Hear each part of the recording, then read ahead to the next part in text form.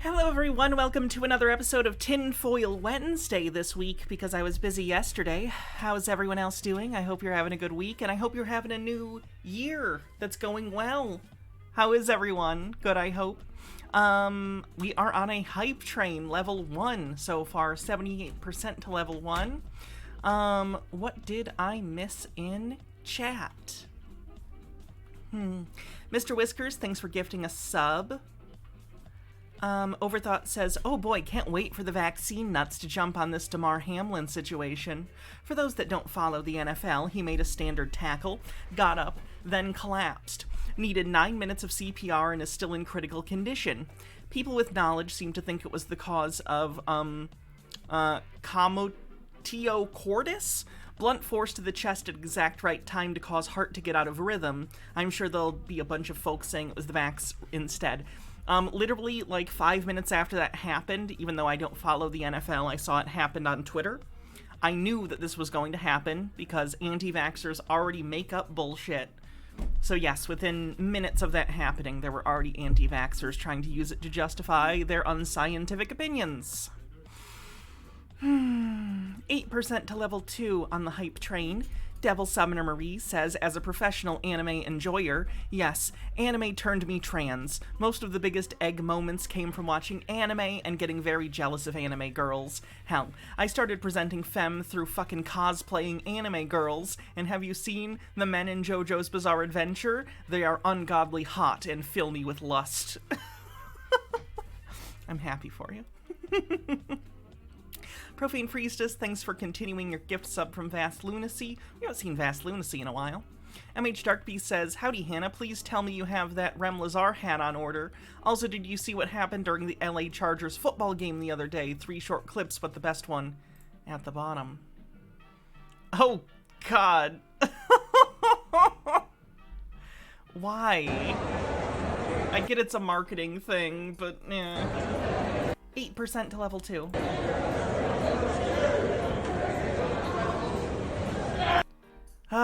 Marvin. Oh god, they're gonna dance? Okay, they're doing. Oh, okay. They're doing. That movie's either gonna be amazing or just the worst.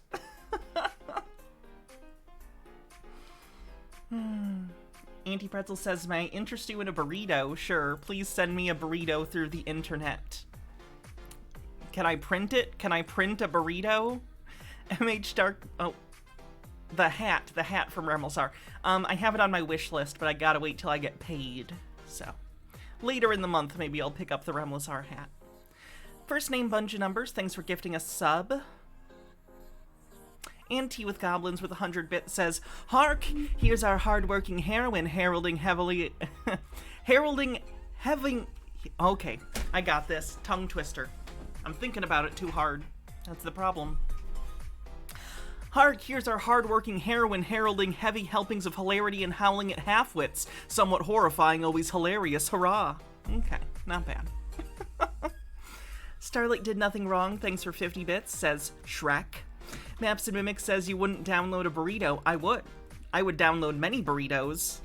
It wouldn't even be a thought.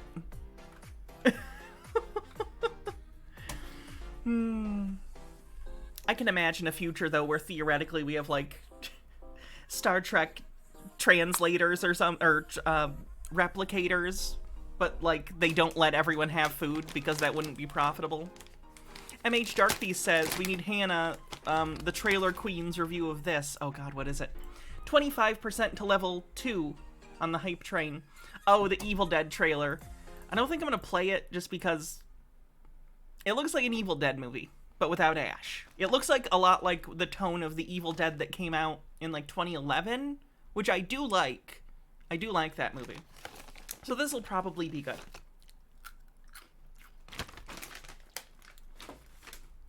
Stromboli says, sorry if you've been asked already, but did you send Red Letter Media that last copy of Nuki?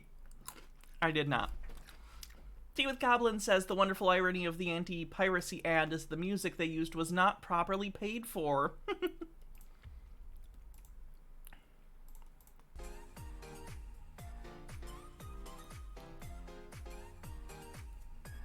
A little under a minute left on the hype train. We are doing like the tinfoil stuff, so if we get to level 5, I'll put on the tinfoil stuff. We are doing bingo today too, if you'd like to get a bingo card. I don't know if I said that. I'm addicted to these dill pickle pretzels. They're so good. Stone Corbell, thanks for gifting a sub, 58% to level 2. My Spiro brain loves it.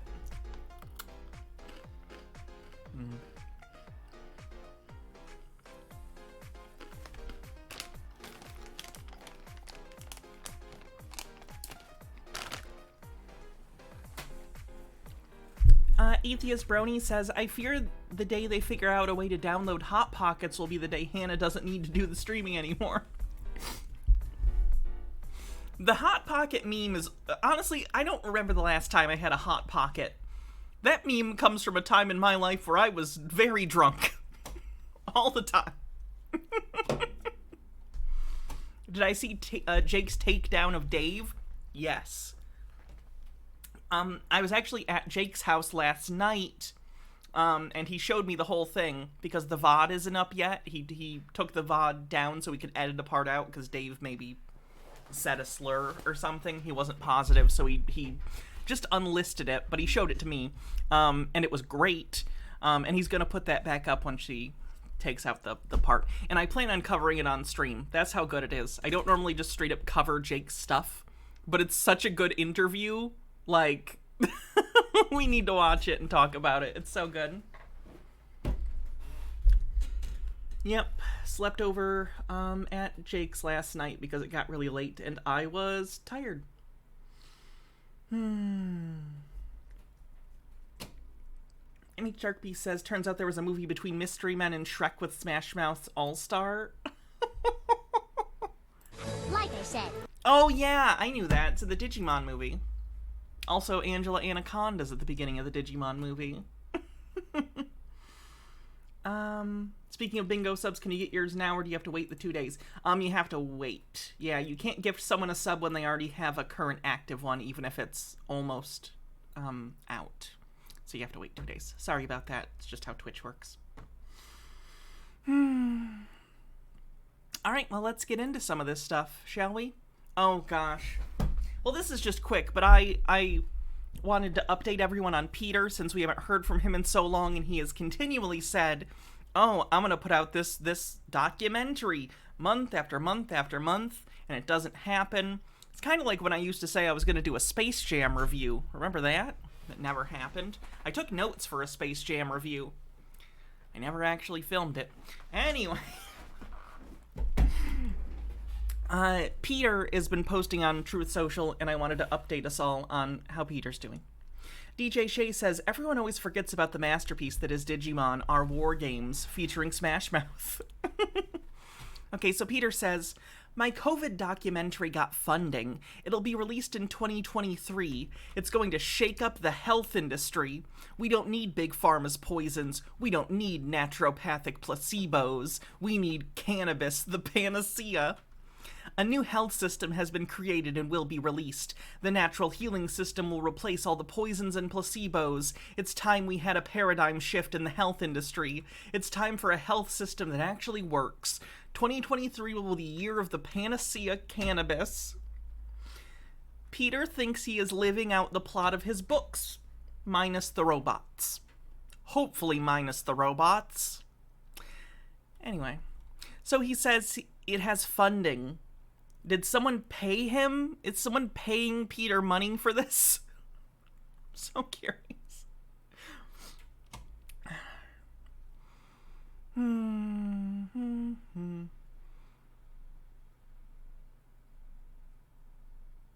He then says the 4 root causes of 99% of health problems are 1.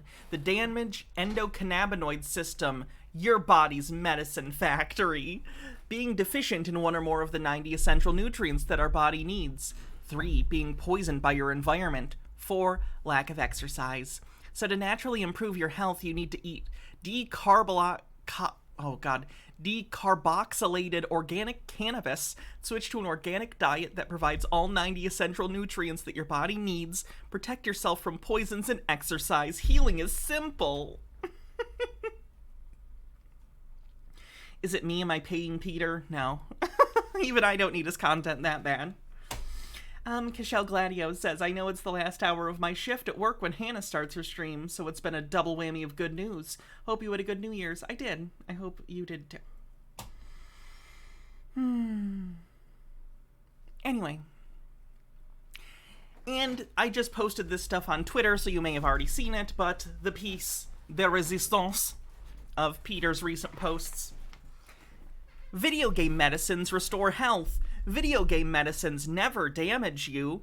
That's objectively untrue. Sometimes there are items in game that will, like, if there's a hunger meter, maybe it'll make you less hungry, but it can damage you if it's spoiled. I don't know. Peter's not playing up-to-date games.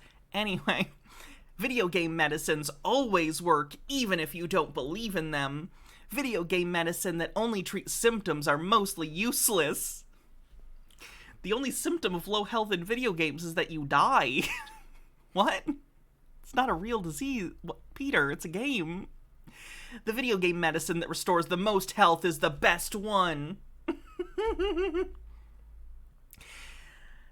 The natural healing system that I created is based on the same logic that is issued for medicines in video games. The medicine in real life that restores the most health is the best one. Cannabis. So Peter is unironically saying, I'm a hardcore gamer, and my gamer knowledge is going to get me to upend all of medical science. Don't fuck with gamers. Mr. Whiskers with a link, a clip from Jake's takedown of Dave. Yes, a little treat, a little taste of what's to come when this gets uploaded. My God. The fact that I got to fucking break you.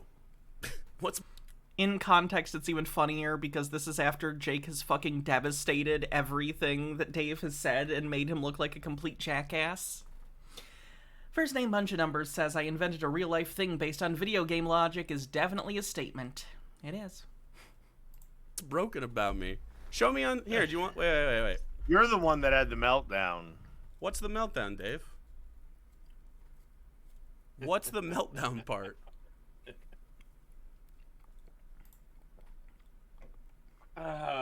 Wait, what part's the meltdown for you? Wait, show me on screen. Come on. You know what, Jay? Show me on screen. Before you... What's the breakdown aspect? What part did I break down at? Because really what it is, it sounds like I cut a little deep and you're running, bitch. My God. It's a good one. All right, what else we got? Let's start off with some Gina, and then we'll move on to the anime thing. Speak the Truth 16, thanks for 22 months, says, are we going to see anyone who's talking about the discovery of Osiris's tomb, supposedly? I don't have any videos about it currently, but conspiracy theorists do love ancient Egypt, so. You know, I started thinking about these Coneheads. As you do. I never watched that series, the Coneheads. Did you ever watch it? The Coneheads was a movie and a sketch on Saturday Night Live. It was not a TV show in and of itself. Yeah, that's what I started thinking about. I thought, do they really exist?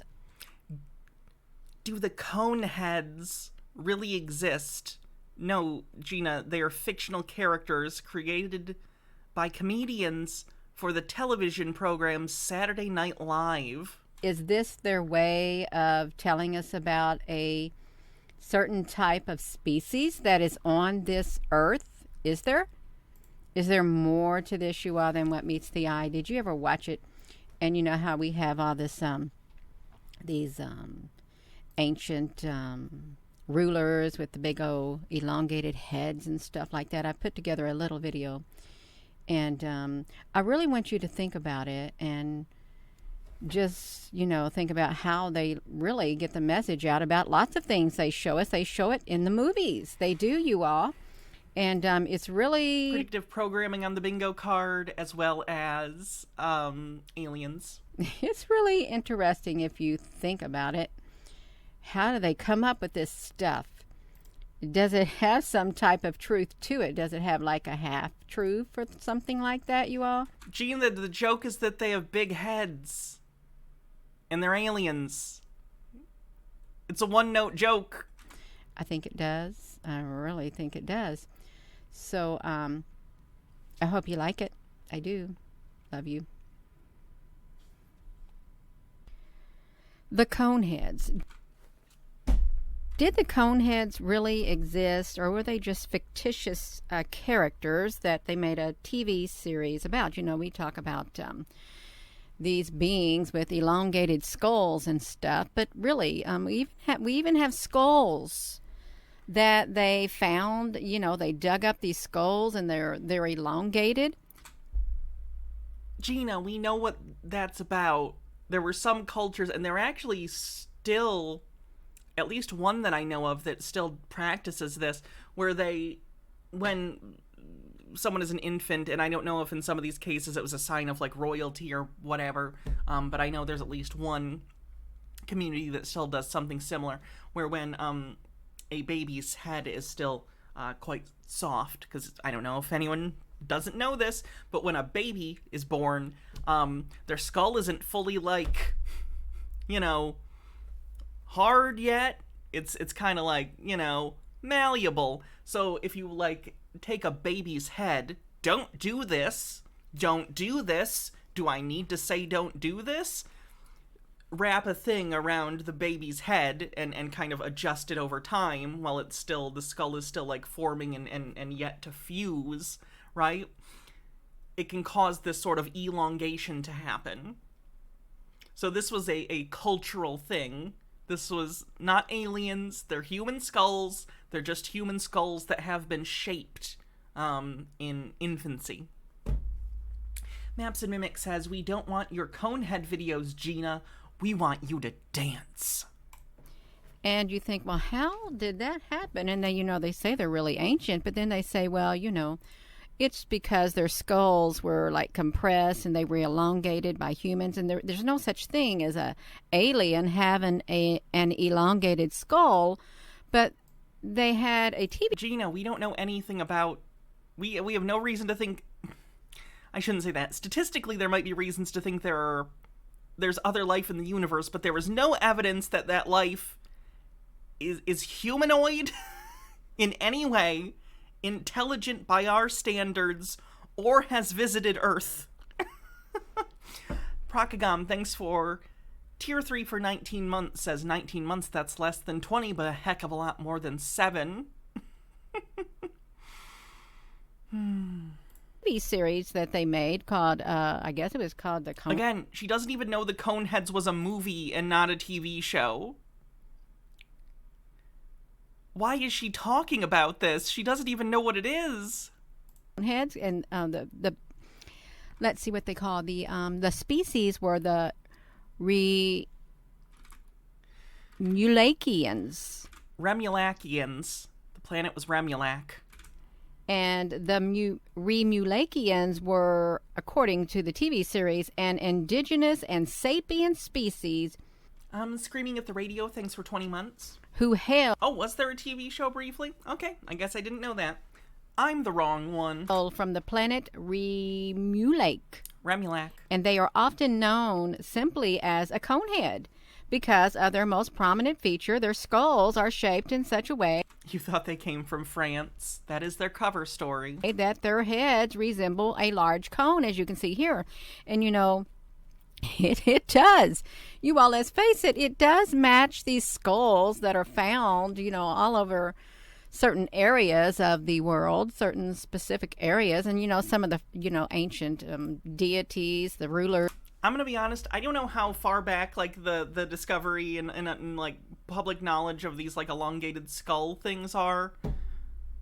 But doesn't Gina understand that there's a possibility that Dan Aykroyd and... Oh my gosh, the other Conehead, also in the movie, she's in Third Rock from the Sun, she's hilarious. Why can't I remember her name? Jane Curtin, thank you. Like, I don't know if Jane Curtin and Dan Aykroyd wrote those sketches, or if they just acted in them, or like, I don't know the background. I don't know how Saturday Night Live is written. I know they have writers, but I don't know if the actors, like, have say in anything.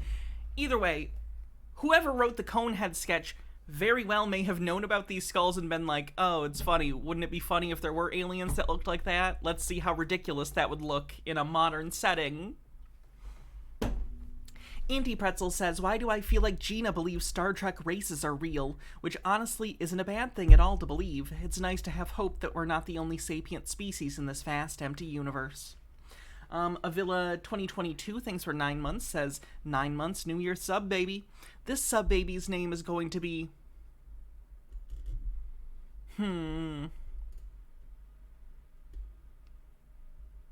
Chris Gnarly. Chris Gnarly. Side note, in the Coneheads movie, Chris Farley plays like a 30-something-year-old dude who starts dating a teenager, and I don't think that's, like, addressed in the movie to any satisfying conclusion.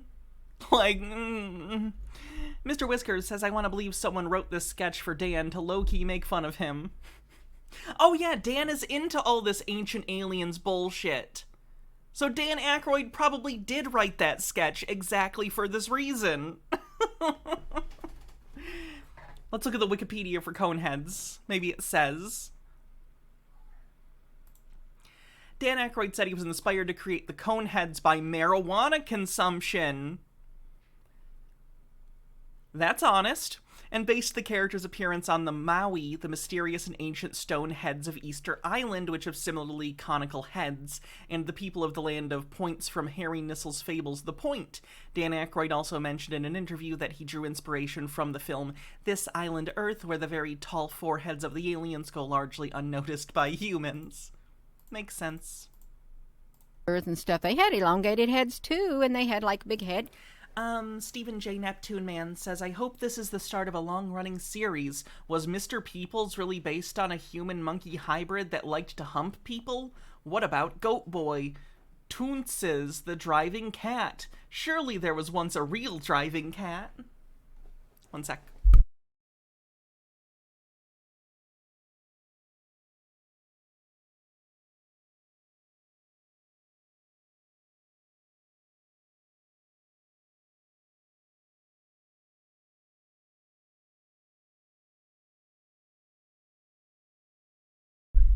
Logarth says, for some reason I have a strong desire to purchase overpriced tequila in a novelty cranial bone bottle. Dress, and you ever think, well, what's behind It has very little glycol, I've been told. that big headdress you got on? And some of the religious leaders today, they got a great big headdress too. And I'm thinking, well, Okay, she did mean big hats. For people who are like, does she mean big hats earlier?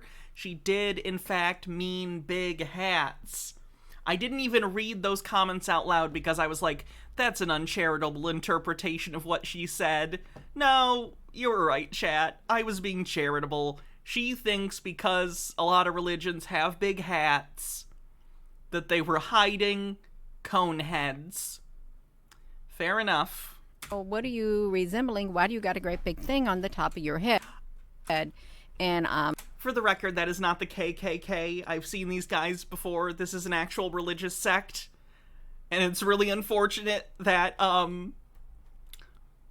their religious garb happens to look exactly like KKK Grand Wizard hoods. So that's just unfortunate, yeah, these Remulakians, which they do have skulls that they found that kind of resemble those, except for the great big point. I wonder if they just put the point there just to do it so they could not match the skulls that were found. So they're almost the same thing, but not really. But if you look at their mouth, they have Yeah, aliens on bingo. these 3 rows of great big razor sharp teeth is what they've got. Yeah, because that's a setup for the end of the movie. Because he gets his teeth capped in order to look more human. And then when he gets to his home planet, he's exiled because of it. He has to fight a big monster because it's disgraceful to get rid of your spiky teeth or something. It's a plot thing, is what I'm saying. It's a plot to a 90s SNL movie. This would be like dissecting Wayne's World or It's Pat. And I don't think we need to do that. These species have oh my gosh, they have extremely high metabolic rate, and therefore they got to eat larger meals when they sit down to eat, and they have a massive mouth with 3 rows of upper teeth, and they're sharp, and they have one fairly normal lower row of teeth on their mouth, okay? And they, those who were found on Earth were noted for eating massive quantities of food and drinking entire 6 packs of beverages at one. Yeah, it's a comedy. Grand Champion, is there something you need? Can I carry your weapon? Shine your boots? Back rub, perhaps? Oh, gee. You sure? Okay. Well, I'll be hanging around the arena grounds if you need someone to worship. Why did I remind you of It's Pat? I own It's Pat on Blu-ray. Ground you walk on. Bye.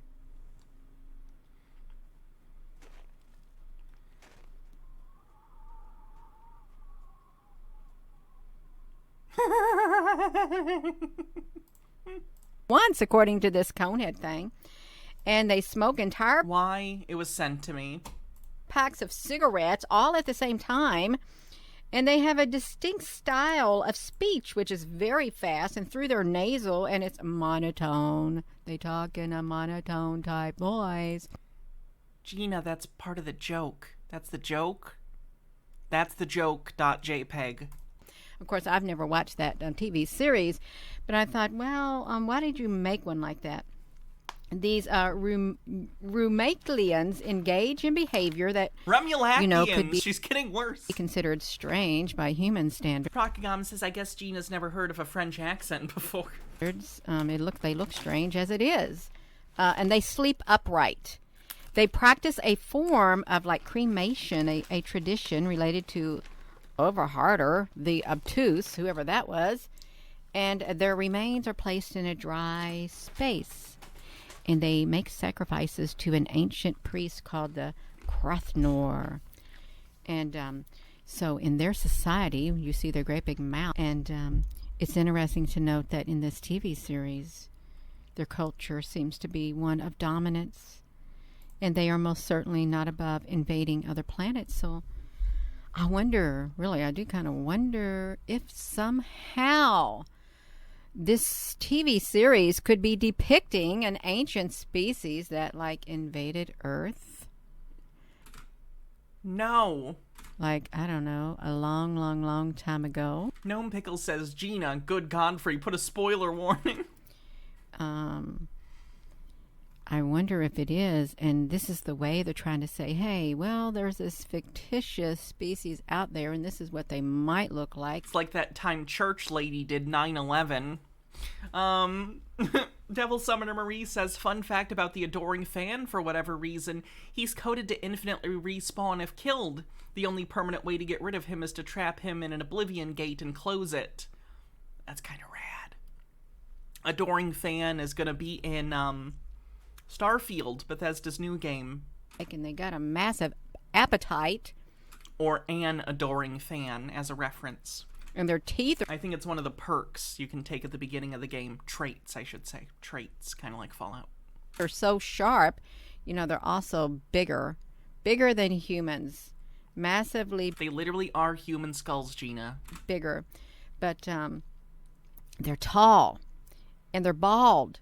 And they have cone-shaped craniums, just like the ones we find, that they got on display, and that science or somebody has totally dismissed it as the practice of making the skulls. They didn't dismiss it. They evidenced that was what it was. Look that way, you all. You think for yourself. Can you think for... And when I say think for yourself, I mean completely disregard valid evidence from experts in their field so that I can think that an SNL sketch is based on a conspiracy to hide aliens. yourself for one moment? Are we just trying to just make up a fictitious species out there? If so, if we're trying to make up a fictitious species and downplay a fictitious species that really did or does exist, how do you think those species would feel if they did come into existence and we just thought, oh, you don't even exist, you're just all make-believe? If they came into existence, does Gina think entire species or anything spontaneously generates in the universe? What in the fuck? Forrest, I know there's a bunch of bits messages. H-Bird says, I wonder how Gina would react to one of Corny's videos. Oh, I am not watching this whole clip. We've seen Corny. The Chiodo brothers did Corny. Tucker White said, Gina, the Coneheads aren't aliens after all. We come from France. Oh, France. Well, that explains everything. The 70s, when the word France was a whole-ass punchline. Forrest Espion says, those pointed hat-robe people that looked like the KKK are, I'm gonna butcher this, Capirotes from Spain, a subgroup of Catholics. The short 2-minute video explains them. Tucker White says, Hannah, you missed my last bits message, which I got to. So. You got a costume on. I don't think they'd like that. Do you think they'd like that? Then we'd be looking at them as a lesser species, when in fact they probably are a greater species than the humans in that type of a world, you all. I'm just saying, they got sharp teeth. Okay, they got very sharp teeth, and they're very physically strong. And the male species have been seen. They can stop cars. They're so strong. They can rip off their roofs in I guess this TV series or something.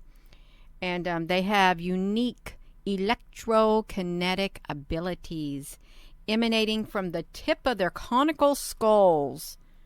Right on the top. Could you imagine energy coming from the top of your skull? And the touching. Can you imagine thoughts coming from the top of your skull, Gina? KBS says, 22 months has Gina been attacked by Coneheads. I think she's attacking them, if anything. Gnome Pickles says, there was a tribe that lived near my present home where mothers would carry their children in packs with special harnesses for their heads that changed the shape to a more elongated form. Human body modification is a thing. Of the cones. Oh, thanks, Forrest Espion. Seems to exchange their electrical energies. And it is like the act of being used to, much the same as kissing in humans. Well, that's how they do it over there, you all, yeah. But I thought this was interesting that they had a TV series called the Coneheads, and they were called... That's a poster for the movie. ...the species called the Remulakians. Remulakians. They're from Remulac, the planet.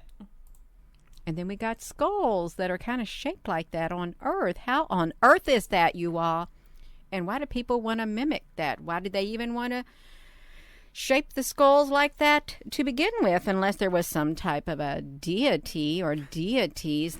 Humans never do things for, weird reasons, by the way. We never just do stuff. Everything is always very logical. That truly does exist or did exist. You want to hear her thoughts on Alf now? Me too. And they were just trying to mimic them. That's all I'm saying. That's all. So I am going to go. So with that being said, hello, wherever you are in any part of the world. Hello from my heart to yours. Love you. All right, then. Let's take a quick look at the bingo card, and then we will do Is Anime Evil?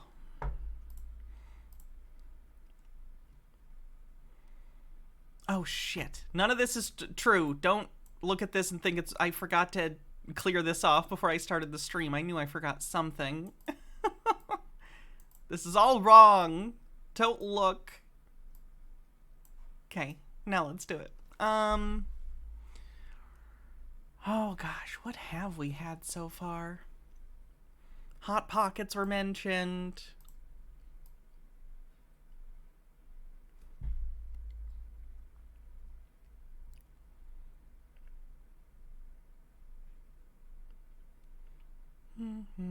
Mike Mack says, writer using real life as a source material. Conspiracy theorists. What is this Illuminati individual trying to hide? Yes, we do have aliens for sure. Aliens. Predictive programming.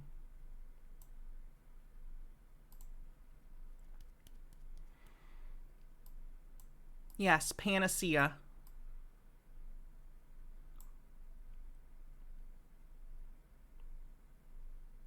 Someone mentioned a movie, and you said I owned it on Blu-ray. Yep, that counts. Hannah mentions Blu-rays. And where is the thinks THC CBD is a panacea? It's somewhere on here. 43.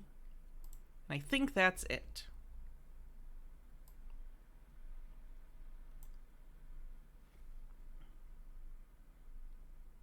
Peter's confidence. No, he didn't do a confidence interval. He has to literally say a percent, because he had this tendency, probably still does, to basically say, I'm 70% sure this thing will happen, but it's not based on any data. It's just like a feeling number.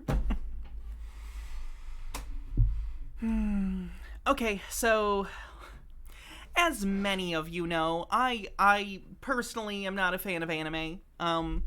I usually do that as a bit, for the record. I don't actually hate anime. There's anime I watched as a kid, Pokemon and Dragon Ball Z. Like, I've seen these things, and I've enjoyed them for what they are.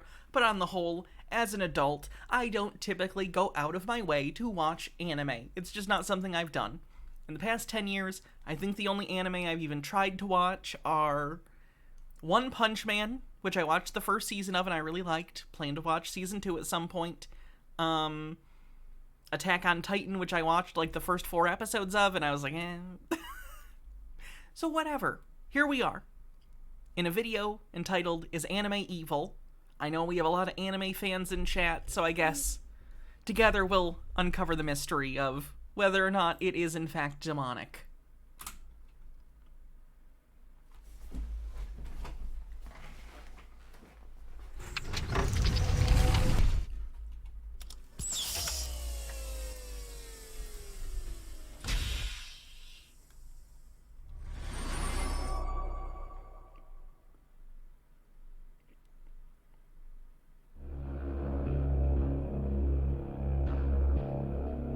Your discretion is advised, chat. Chat, Rin just said this video is painful. They get so much wrong about the plots of these animes. I don't know anything about anime, so if there's something hilariously and blatantly wrong, you guys have to tell me.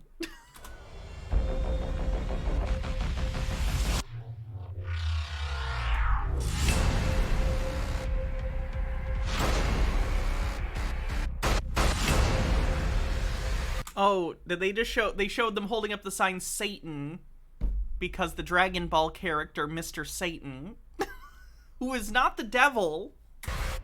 Have I heard of the April and Wayne show? No.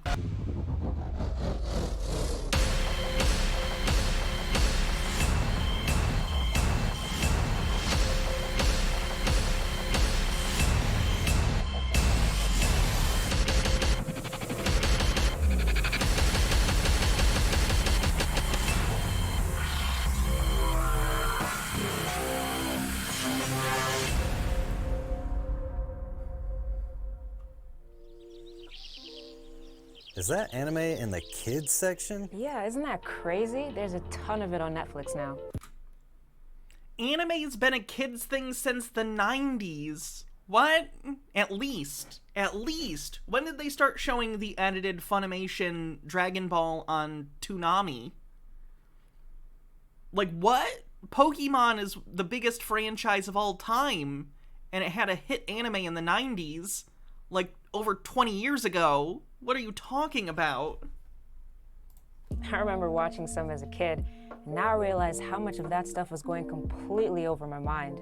There's so many reasons why I question it now. I didn't watch anime, but I read some of the manga comics. I know a few things about some of the mainstream ones. It's shocking how much spiritual imagery is used in these shows and movies. Anime has an undeniable influence over pop culture. Honestly, some of it is so strange. It's hard to even grasp how something like this can gain so much popularity. Is a lot of this just gonna be them being like, isn't anime friggin' weird? Why is it so weird? It must be demons. Gnome Pickle says, the multicultural, Pauls are going to tell us why anime is evil. I can't wait. Logarth says, anime reviewers done in anime style. Ironic. And Auntie Pretzel says, oh god, these guys. Cirrus, Sivered one where they talked about Shin Megami Tensei 4 Apocalypse and his demonic it was 4. Gasp, the fact that the bad is God who is stifling the advancement of society. Gotcha. Do you know where it all started? In 1963, a little black and white cartoon. This is a multi-part thing. That's fine. We'll just watch part 1 then. MH Darkbeast says, worse animated characters, these guys or the Rhapsody Street Kids. Rhapsody Street Kids. That's an name Called Astro Boy premiered in Japan. Within 8 months, NBC began showing the English version in the US. The creator Tezuka was very influenced by Western culture, and his father believed that Japan's future prosperity lay in partnership with the US, and raised his son on American imagery. There's constantly Westerners appearing as peaceful scientist collaborators. Return from the United States. The new minister will meet Maybe we should report them to VTube.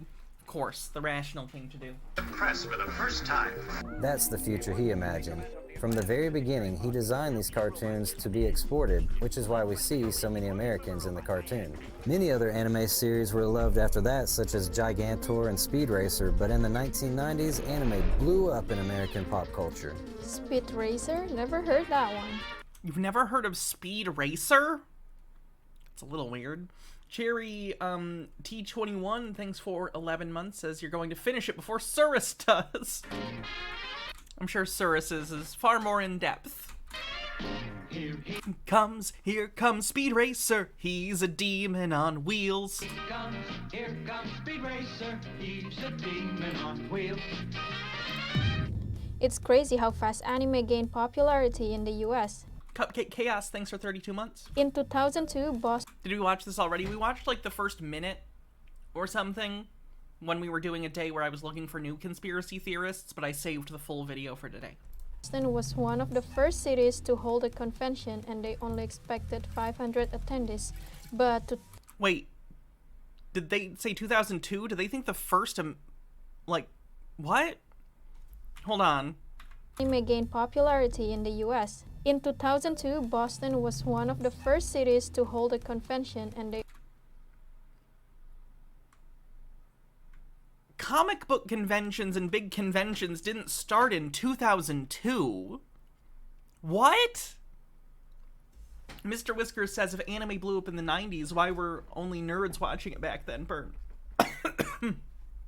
Excuse me. There were Comic-Cons going back to, like, the 70s. The 80s they started picking up, and, you know, now they are big today. But, like, that's not an anime-only thing. It was Boston Comic-Con, which is for, you know, all sorts of niche interests. They only expected 500 attendees, but 2,000 showed up. Today, Los Angeles hosts the annual Anime Expo with 100,000 plus attending. I remember in 2003, Disney's Spirited Away won an Academy Award. Okay, I'm not even a Miyazaki fan, and hearing it referred to as, like, Disney's Spirited Away hurt me a little bit inside. For Best Animated Feature. I know that they did the localization and stuff, but, like, holy fuck, are you kidding me? Tucker Waite says cons were invented in the 1973 by John Convention. Tucker White says cons were... Oh, I just read that one. You posted it twice, I think. In the last 2 decades, imported anime series such as Pokemon, Sailor Moon, and Dragon Ball Z developed huge US audiences. Tons of movies have robbed their ideas from animes. Did you guys ever see The Matrix? Tons of movies have... One of the pictures on here is a Bruce Lee film. He thinks Bruce Lee films stole from anime?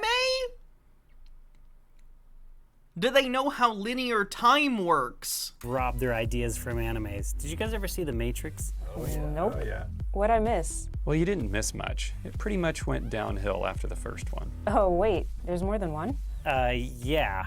I wouldn't recommend it, but it drew heavily from the style of manga and even released its own animated series called The Animatrix. The Animatrix is good. Cheap Hawk says Bruce Lee is the original anime martial artist. Duh. Devil Summoner Marie says anime conventions date back to the 80s, but they were usually very small, but also very important for the fan base. Fans translated shows, movies, and TV specials were distributed at these events, as well as fan-translated manga. This is when JoJo first started being seen in the West and inspired the creation of the American comic Diesel, which is just a JoJo ripoff made by American comic artists.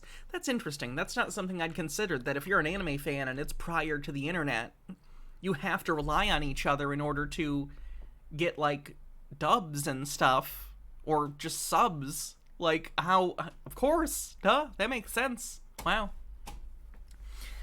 Mike Mack says, I love how in Mexico the final episode of the Tournament of Power was watches in town, Cetra, and even strip clubs? I don't know. That's pretty funny. Oh, God. H-Bird says, next thing they're going to claim that Bruce Lee was inspired by the film No Surrender, No Retreat. Tea with Goblin says, have some peak tinfoil temper tantrums. This chap is very upset that cloud seeding and weather manipulation by the deep state have spoiled his day at the beach. Start at the 15-minute mark. Okay. Hold on to this for later. Once I... Okay. Thank you. And then Fennick says there's a DVD of this stupid thing that covers their whole stupid conspiracy.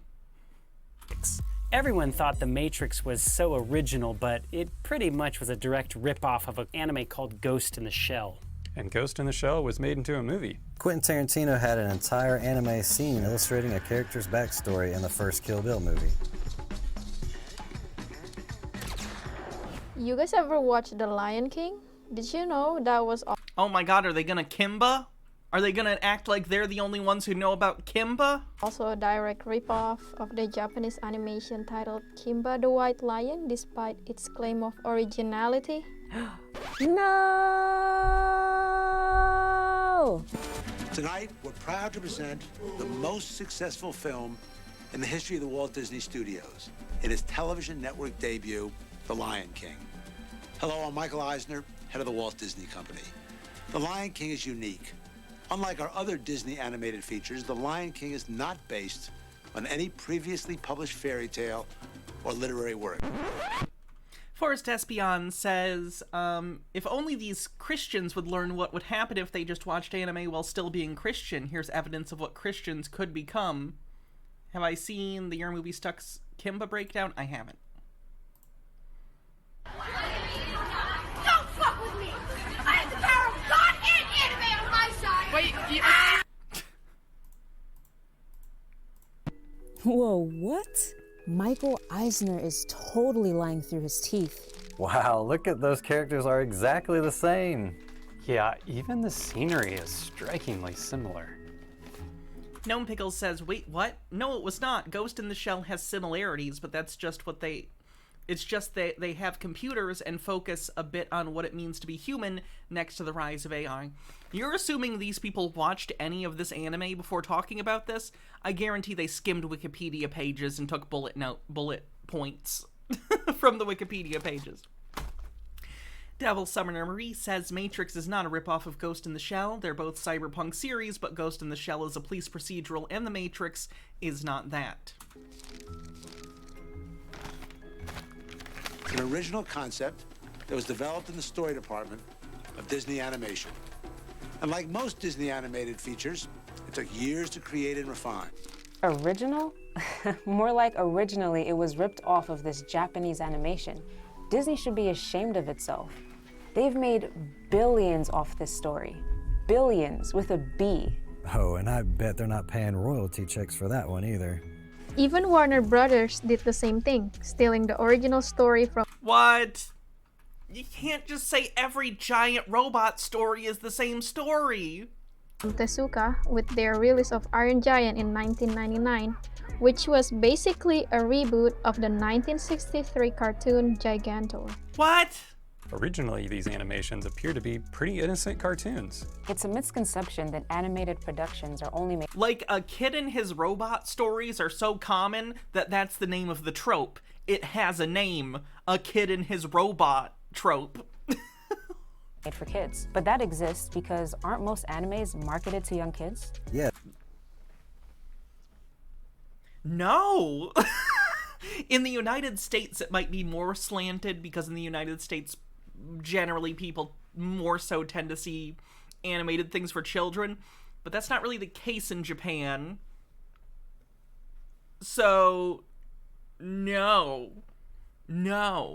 A lot of anime, probably the majority of anime, is for adults. Yeah, since they're all over. Or at least adolescents. DM Trey says, off topic but funny. It better be funny. Oh, one more Oh, someone sent this to me on Discord. thing, Mr. Tate. That video you posted replying to Miss Dunberg's tweet. The pizza you're eating, that's Jerry's pizza, right? But I couldn't figure the other words on the box. You see, my wife is quite good with languages and noticed that it was written in Romanian. For the record, that was not true. That's not true that he got arrested because of the pizza box. Cloud Wizard says, here's a 2.5-hour breakdown of Kimba Simba if anyone wants to watch it. Ooh. Over Netflix and Cartoon Network, tons of kids are getting sucked in at an early age. When we went to Coneheads and Are they going to talk about hentai and act as though it's for children, even though it is very obviously not? interviewed fans about their favorite shows, this is what they said. I love anime. I love it. I mean, I can't watch enough of it. So describe love, like you watch it every week? Every day. Oh, wow. Even more telling was the age that they were first introduced to it. So, like, what was your first anime you watched? Naruto. Yeah, let's hear from you. Wolf's Rain. Inuyasha. Inuyasha. Every single one out there. So how old were you when you got into it? Oh, very young. Is this supposed to be sinister? People are allowed to like things. Again, I know I've made many jokes on this show about like, anime's bad. I'm making jokes.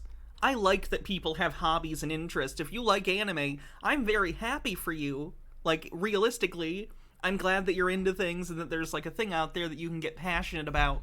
Like, art is a beautiful thing and entertainment is a beautiful thing, and I love that there's stuff out there that's different, right? I don't really like anime, but I don't want the world only to be filled with things I like. I want the world to be diverse and full of all sorts of art that, like, some that I like, some that I love, some that I don't like, and some that I hate. So it makes life beautiful, you know? Who goes and looks at this and is like, look at these fucking people with things they enjoy. You should be a miserable adult. You shouldn't like anything. Hoi Command, thanks for 19 months. Atheist Brony says, Yu Yu Hakusho is still the best shonen anime of all time. Fight me, I will die on this hill proudly. I don't know what that sentence is communicating to anyone, because I don't know what shonen means. My father was really into Dragon Ball, and he had like a bunch of VHS tapes, and I actually still have the whole Frieza saga on VHS. So how long have you been into it? Kids, you see these 7 tapes? Goku powers up for 5 of them. About a year. Okay. Do you mind me asking you how old? Shonen is manga for boys? Okay. You're 11 years old. Okay. How old? Of course, probably like 8. Yeah. Nice. It was on Adult Swim when I shouldn't have been up. And I watched it anyways. Would your parents have condoned? I mean, probably not, but here I am today, covered in blue paint. How long have you been into anime, and like when did you first start getting into this? My first anime was like in 5th grade. It was Attack on Titan, which was a mistake because I was a 5th. Did Attack on... When did Attack on Titan come out?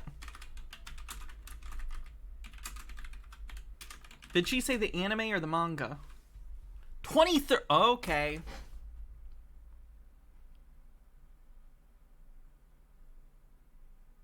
I'm having an existential crisis now. In my head, I'm like... Attack on Titan, 5th grade. You look way too old. Attack on Titan came out like 3 years ago. Like, how could you have possibly seen that in 5th grade? No, sorry. It was a decade ago. My bad.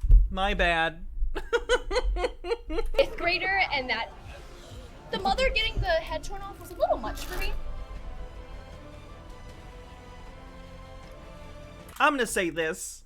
Yeah, a kid shouldn't watch this. But, like, how do I put this? As children, I think we all saw some movies or shows that were a little too mature for us. Like, who among us have not had a parent show us RoboCop maybe a little too early, you know? Although this one's pretty bad. This bite is, if I remember correctly.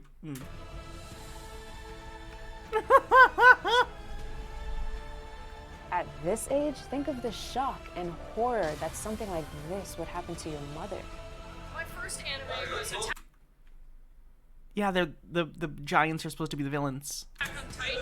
He's the reason that I started watching it. This guy, He was like, hey, you should totally watch this. It's on Netflix. I think you like it.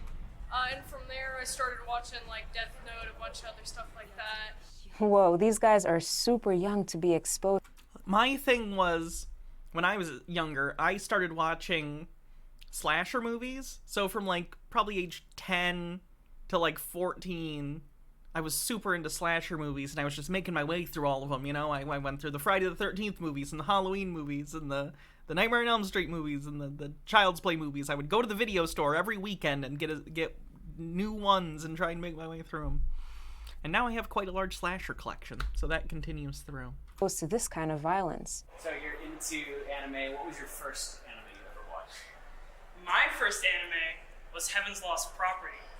They aren't villains, the normal Titans are victims. Like I said, I've seen like the first 4 episodes, and apparently it was 10 years ago that I saw it, because I saw it when it was new, so... I don't remember, sorry.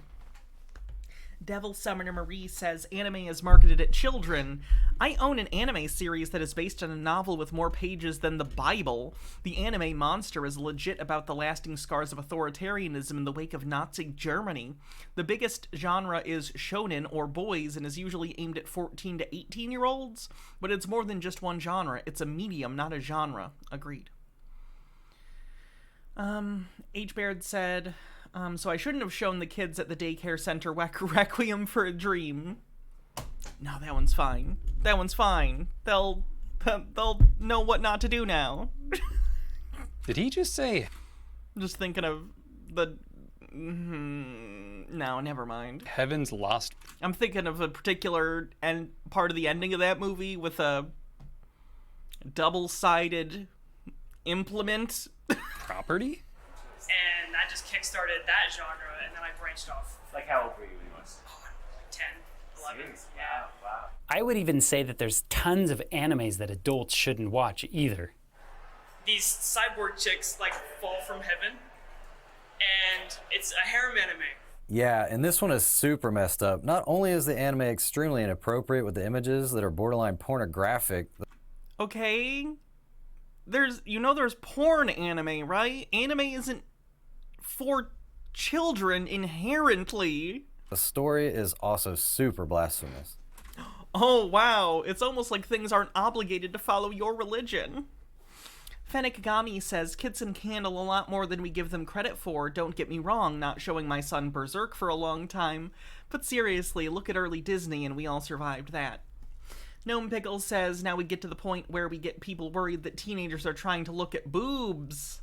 Auntie Pretzel says, these guys would probably cheer about JoJo Act 1 where they fight vampires with sunlight, then shriek about 3 onwards because they fight with their soul manifestations. So, like... I've seen the first episode of Psycho Pass. The protagonist has... I didn't... a bunch of... It was too anime for me.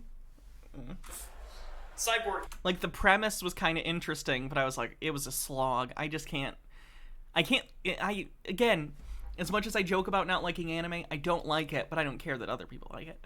It's just the tropes. I don't know, they grate on me. Chicks that can literally perform any task. Interesting. And he's into panties. I love panties with designs on them. I'm starting to get sick and tired of this foolishness. Sure, you got it. So they're like sex robots or something? Yeah, but kind of. They're programmed to do whatever their master wants them to do. That's weird.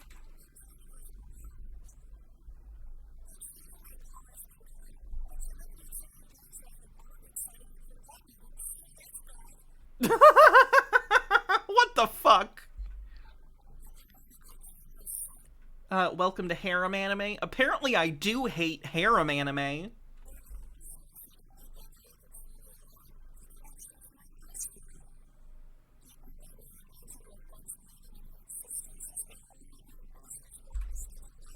Fucking yikes. Starling CJ, thanks for 18 months, says sub baby number 2. This sub baby's name is going to be Yikes Harem Anime. Yikes Harem Anime.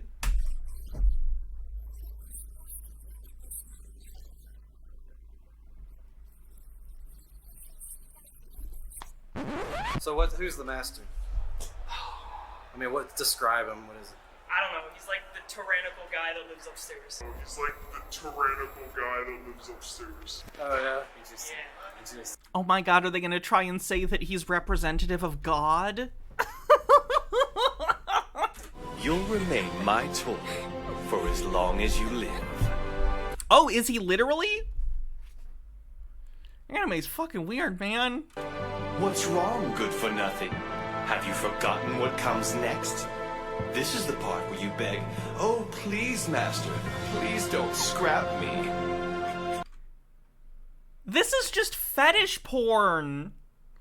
Which, like, whatever, that's fine. I don't care. If this is, like, your fetish, like, that's you. Whatever. I don't care. But is this that entertaining? It's just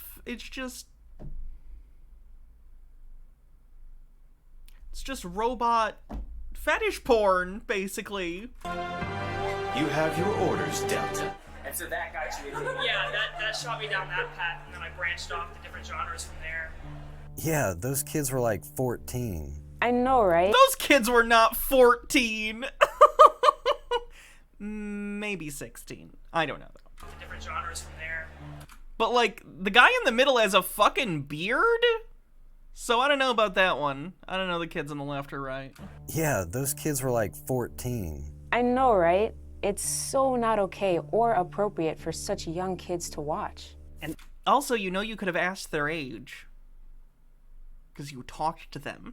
Everybody we interviewed was super into anime. I mean, there wasn't even a single... It's an anime convention. ...single person who wasn't into it. And when asked about the appropriateness of the violence or sexual content, they all had this to say. But there's some anime like, I don't know, Kill La Kill and like Devil May Cry, like stuff like that, that it's not really meant for kids, but somehow kids are getting into it anyways. Is there any sort of like violent element to it? Some people Violent? criticize Wolf's Rain is extremely violent. It's very bloody, especially the end of it is very bloody. Yeah. Oh my god, is this lady gonna get shot point blank? Oh, no, the wolf's gonna... Like, it's like, I don't know, like this. This is like an anime thing that I just, like, it doesn't connect with me. Like, look at this. Like, look, I am a majestic wolf and the moon is too big, but it's like, it's dramatic and I'm walking almost vertically up a mountain and look at the lighting. It's so, it's all melodrama. Everything is the most. Tea with Goblin says, I'm something of an advocate of parents not being too precious about movies, TV series their kids watch. Obviously, they shouldn't be watching porn, but one of the few things I am grateful for is my dad never supervised my video rentals. By 13, I'd seen most of the big-name slashers and classic horror flicks like The Exorcist. By 20, I wanted to make a career out of studying mobsters and horror genre. Sometimes parental neglect works out for the best, right? I think my childhood was fulfilled by the fact that I got to watch a ton of movies and stuff. I don't know. It broadened my outlook on things. Like, it wasn't like I was just watching slashers, even though that was a thing I liked. I was also exposed to, like, tons of other movies, documentaries, and, like, dramas and stuff, you know? Keep an eye on your kids, but let them, you know, check things out within reason, is what I'm saying, in terms of, like, movies and stuff. Chiba Hawk says, all these people at this MAGA rally seem to love Donald Trump and I can't make heads or tails of it. Must be demons.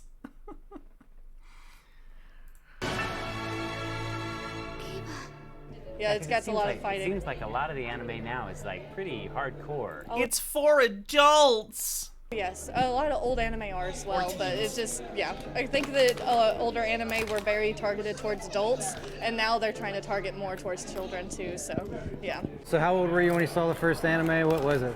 I was approximately 8 years old when I watched Pokemon for the first time, and then I just gradually started with Dragon Ball Z, Sailor Moon, Cardcaptor, Sakura, all those. It's wild that these kids get hooked because of Sailor Moon, when it's full of extremely inappropriate and overly sexualized content.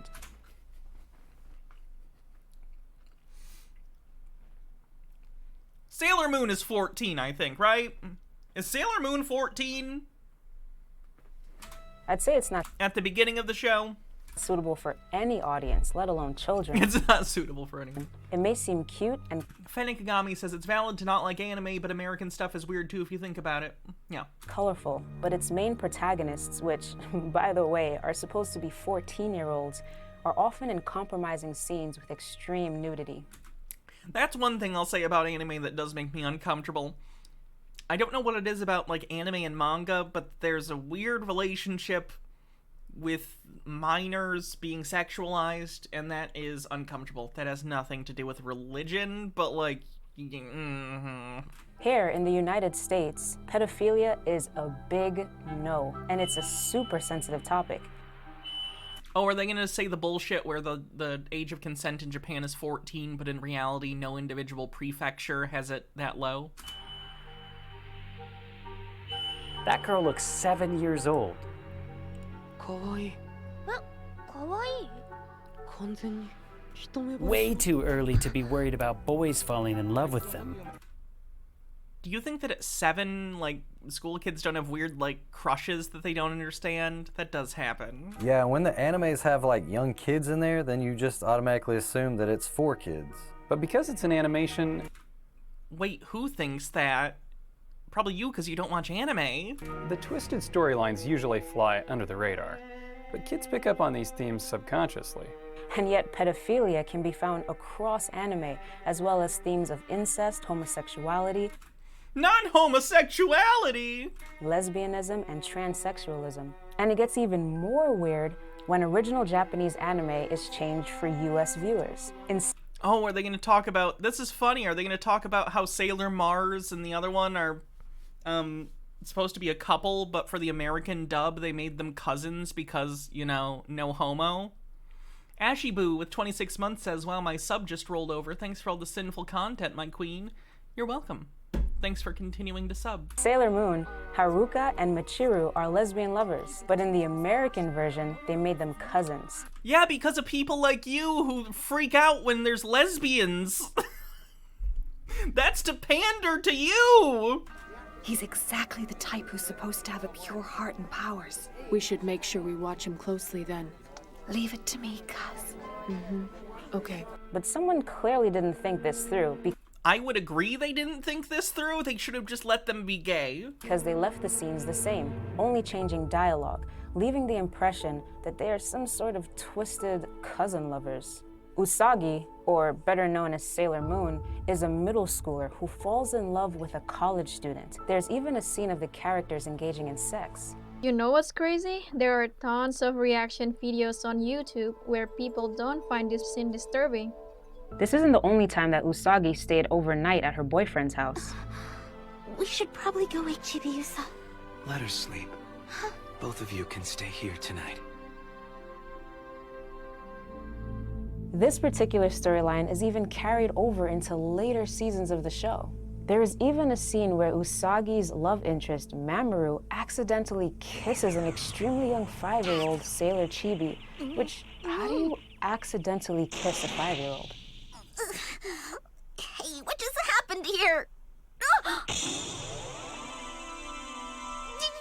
there! What do you think you're doing? Why are you hugging my Momo? Momo?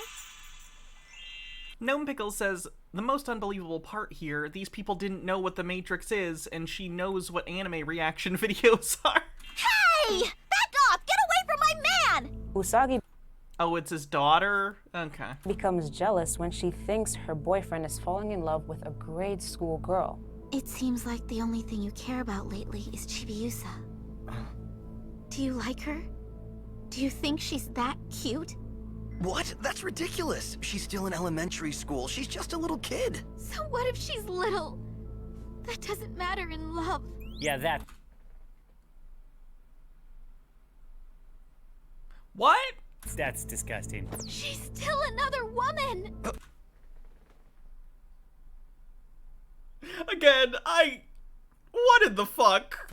This twisted relationship is not the only young love to spring up. Naru, who is also aged 14, falls in love with Naphrite, who is 19. This is disturbing. You can clearly see that he towers over the little girl. Yikers, that's not something you want your kid exposed to. Oh, just wait, it gets worse. Even the villains in the series are gender-bending teenagers. The Sailor Starlights are 3 Sailor Senshi from another star system looking for their missing princess, which lands them on Earth to find her. In their civilian forms, they are biological men who created a boy band called 3 Lights. So it's kind of like the Spice Girls meets NSYNC? Now that would be weird. They become female when they transform into their Sailor Senshi forms. Additionally, that's fucking rad. The leader is clearly in love with Sailor Moon, which is super confusing to the viewer because their genders constantly change. Is that confusing? This sounds like something from 2020, but it came out nearly 30 years ago.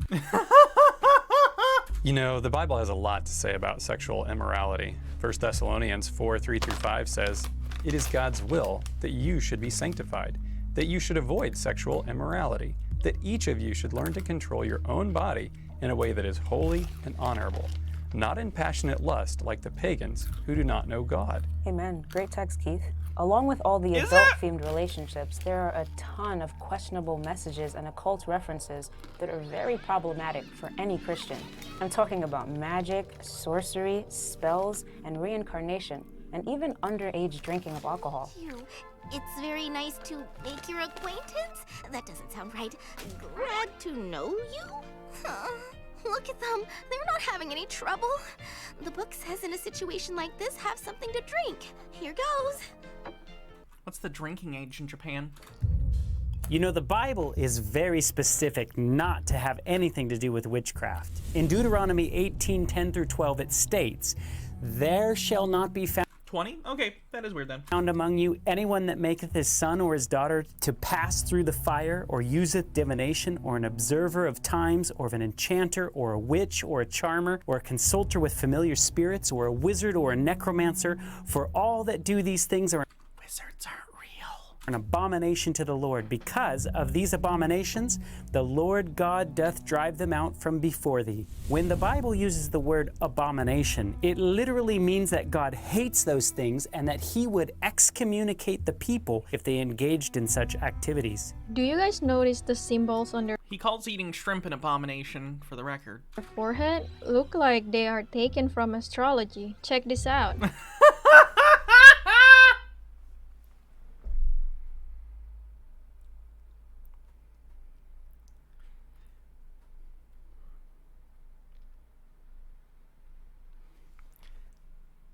Yeah, that's intentional. They're space-themed. Like Sailor Moon and Sailor Mars and Sailor Venus. It's a theme! Wow, it reminds me of when the book of Revelation describes God's people having a seal on their foreheads and the wicked having a mark Gnome Pickles says, but prophets are fine and people getting messages from a burning bush are just fine. Well, that's God magic, and that's okay. of the beast in their foreheads. Also, like the opening of the third eye in Eastern and New Age religions, there's a ton of demonic possession in this show. At one point, Sailor Moon cries out to Saturn, which is completely pagan, and in Is there a Sailor Saturn? some ancient writings is a reference to Satan. Saturn isn't Satan. Forrest Espion says it's not 100% of the reason, but one of the reasons anime tends to have a lot of creepy positive portrayals of that word and incest, because anime came from the Japanese version of I-word neckbeard culture. A lot of unsocialized creepy guys get deeply involved in anime, both in Japan and the USA, but it's a bigger problem in Japan. Stone Corbell says, oh my god, Saturn is literally a character.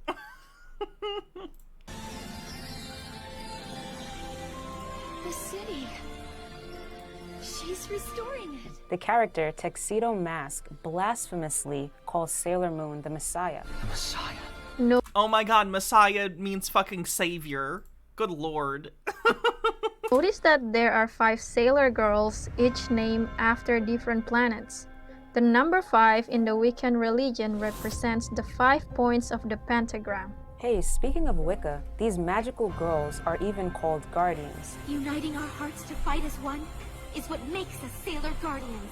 which is Wiccan lingo for the watchtowers that correspond to the 4 directions and the 4 elements. When the watchtowers are invoked, it symbolizes the connection to all things that exist, the 5th element being spirit. The series borrows concepts from the Bible, such as the Tree of Life, which is depicted in this show as a god-like being who was alone in the universe and then created humanoid people because it was lonely. The people eventually become evil and corrupt, resulting in the tree weakening and seeking help from Sailor Moon to regain power and be reborn. Man, how twisted is that? God created humans. John 1:3 says, all things were made through him, and without him, nothing was made. Again, you believe that, and that's fine. That's your right to believe that. I don't think the creators of Sailor Moon are Christian. They don't have to, like, write things from your perspective. What in the fuck? That was made.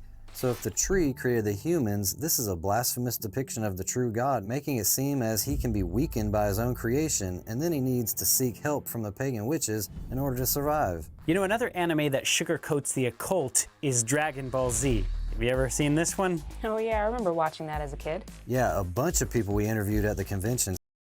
H-Baird says, so Guardians equal Wiccan. Does that mean Cleveland's baseball team and the Space Force are all Wiccan? So they started Yeah. watching anime because of that show. You know, this show's been around since the mid-90s, and there's a ton of episodes, somewhere in the range of like 600 plus in total. Wow, that is a serious investment of time if you watch all of those. You're not kidding. Right, and listen to what this particular fan, who has hundreds of thousands of subs, says about the show. Notice that these videos have millions of views. This just shows the impact this genre has on the public. Toonami was nothing less than a revolutionary siren call for a generation of young anime fans. Atheist Brony, thanks for 25 months at tier 2. Says, remember, God created iron, and according to the Bible, iron wheels are too much for God to handle. Iron chariots, specifically. Replacing the older, more traditional Power Zone slot with a block filled nearly entirely with Eastern properties, such as Gundam Wing, Outlaw Star, and Sailor Moon. Up until now, the only real way to consume these shows was through trading VHS tapes or downloading low-quality fan subs online. But now, anime was being broadcast directly into our living rooms, and it was mind-blowing. And at the center of this movement, and Toonami's most popular show, was Dragon Ball Z. Keep in mind that this was late 90s American television, where the most popular animated shows were family-friendly titles like Doug and Rugrats. Simpsons? That XY girl says, Christians be complaining about the pentagram all the time when it was used as a symbol of Mary and or Jesus in the early church. Also, South Park. South Park existed in the 90s. And by comparison, Dragon Ball Z was shocking. The show felt like a gateway into an entirely different world, a violent and even dark place, one of insanely powerful villains that committed genocide with barely a second thought, and horrific alternate futures, where our entire cast of heroes, as well as the vast majority of the human race, had been wiped out by malevolent, psychopathic androids. It was a series where people could suffer grave take my bits. Please go subscribe to the channel they're referencing. They don't only go over anime, they have a vast range of topics. They're a triple S tier YouTuber. His stuff is incredible and I highly recommend this. Alright. I will trust you. Let's see. What are popular ones? Oh, yeah, I've seen this person. Why didn't I subscribe to this person? Because I've watched their stuff on Junji Ito. I watched the video on fake martial arts.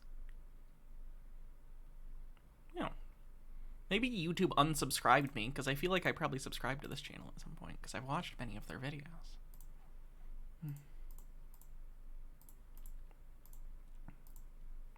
bodily injury and heroes could die. It felt like a show you shouldn't be watching, one that couldn't possibly be airing on children's television, and yet it was. You see, like Sailor Moon, there's a ton of highly inappropriate sexual content and— Oh my god, on Toonami it was edited. Are they gonna say that the unedited version was on Toonami? The Toonami version was edited heavily for the sexual content. Devil Summoner Marie says, just got back, Japan is about 2% Christian. The average Japanese person views Christianity through the same lens we might view something like the Norse pantheon or the Egyptian pantheon. It's not a real thing to them, and when you get an actual Christian imagery, it's mostly used purely as an aesthetic thing, rather than anything with actual depth. Atheist Brony says, yes, villains in Dragon Ball Z committed genocides. Surprise, surprise, villains do bad things. That's what makes them villains. I hate this naive nonsense. Stone Corbell says, also this footage is from Dragon Ball, the series before Dragon Ball Z, which had much less sexual content. Dirty and— yeah, and like the first episode of Dragon Ball, Goku, when he meets Bulma, slaps her like right in the pelvis, because she doesn't have a penis and he's confused. innuendos. Some of the scenes are so disturbing that on this fact alone, it should deter pretty much anyone.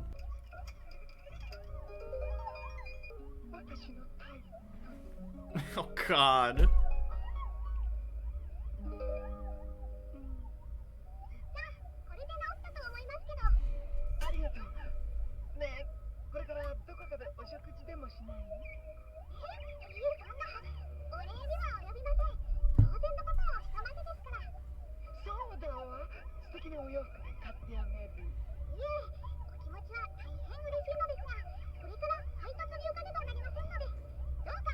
This guy is an in-world Nazi. I still probably wouldn't make the Nazi that.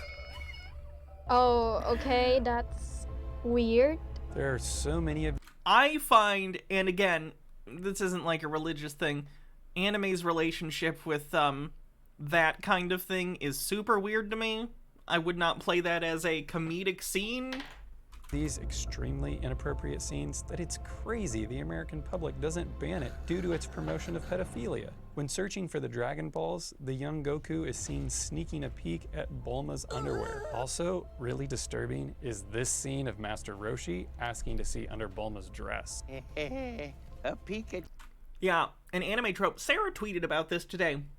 There are often in animes a trope of like some pervert.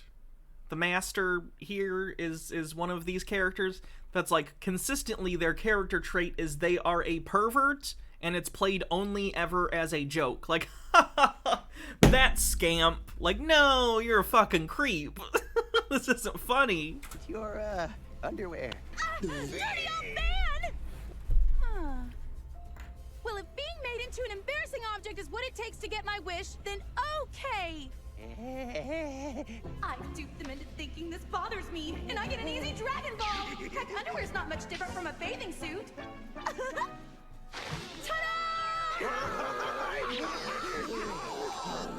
Oh, the shade! Oh, wow. When she Again, that is Dragon Ball, not Dragon Ball Z. You can tell because the pig guy's there. lifted up her dress, she didn't even have Bulma also looks younger than she does in Dragon Ball Z.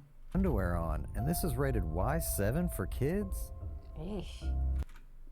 The thing you just showed is for Dragon Ball Super, which is a completely different show than Dragon Ball that came out like 25 years apart from each other. Mercy. But even outside of those grotesque scenes, there is dark, Oolong is in Dragon Ball Z, not till later though. Spiritual undertones that need to be exposed. Magic is a common tool used throughout the series, and witchcraft and spiritualism is looked upon favorably. The rivers, the trees, the wind, all the living things in nature. Please offer me your energy. I ask of you. Oh, I'm sorry, that was Dragon Ball Kai. I apologize. Please! I almost have enough. The power is coming to me. I can feel all of it completely Spirit surrounding Bomb? me. Just a little bit more. Here it comes. All right. Feel it getting closer now. There, it's done. If this won't stop him, then nothing will. The Bible strictly forbids any such practices. In Colossians, No, they're not your religion! Gnome Pickles says, allow me to translate this entire video series. Aren't things from different cultures with different religious traditions weird and therefore bad? Why don't they conform to our traditions and culture? Isn't that strange? 2:8, it says, "See to it that no one takes you captive by philosophy and empty deceit, according to human tradition, according to the elemental spirits of the world, and not according to Christ." For example, I like that he's reading like complete woo-woo nonsense that also sounds fucking crazy, and he's like, well, my ancient magical book says, hark, thou shalt not blah, blah, blah. You're not helping your case. the witch character Baba is referred to as the fortune teller Baba. Baba is an insulting word in Japanese that means old hag or old witch. And Baba uses a crystal ball to see into the past, present, and... Isn't it a reference to Baba Yaga? That was my guess.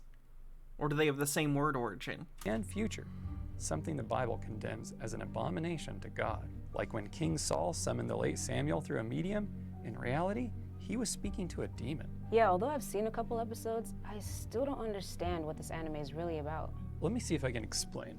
You see, the mission of the characters is to collect 7 Dragon Balls that Well, often, not always. There are tournament seasons. I don't like the tournament seasons. are hidden all over the earth in order to...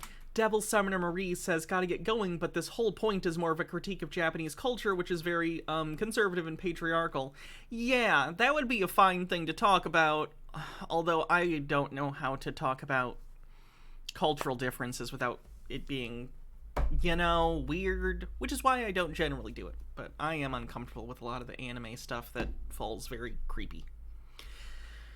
Tournament arcs are the best? No. No, they're not, actually. They're not. 2 wishes granted by the Dragon Lord. The theme song repeatedly... Wait, 2 wishes? Don't you normally get 1 wish? Did they change the rules? They chants the phrase...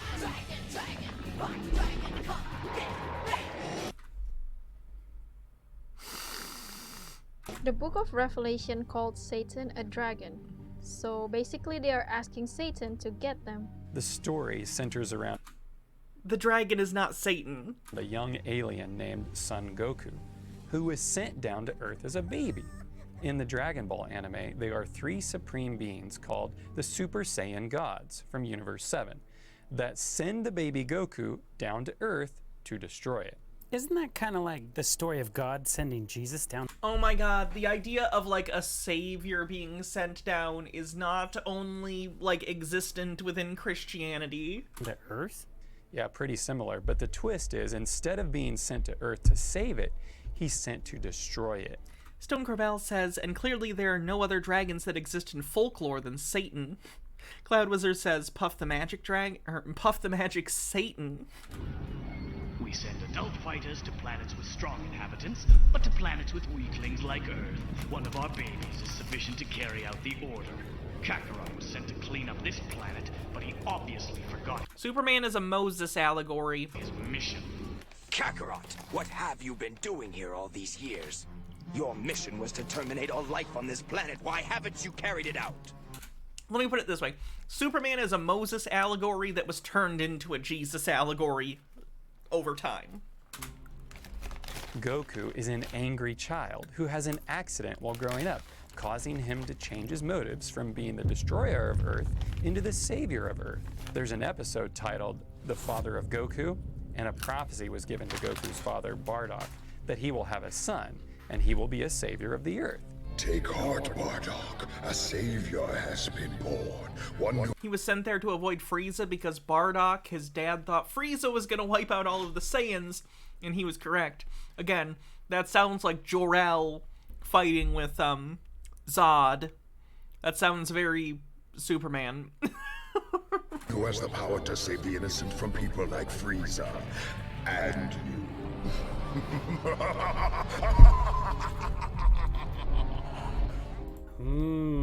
Someone else who wanted to become more powerful than 3 supreme beings. That sounds a bit like Satan?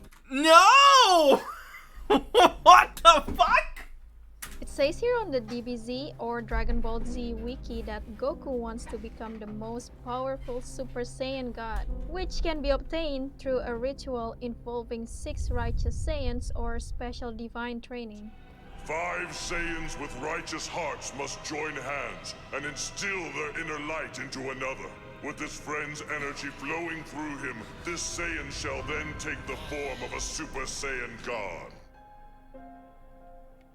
Focus on channeling your inner light into Dad. From your heart.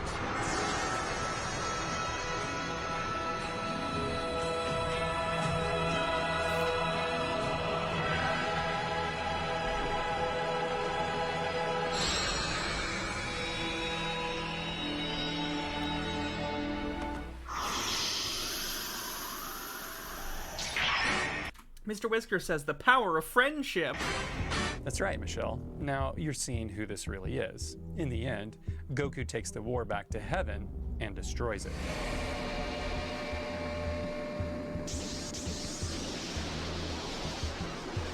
Secret says this whole video can be summarized as... Could it be Satan? True.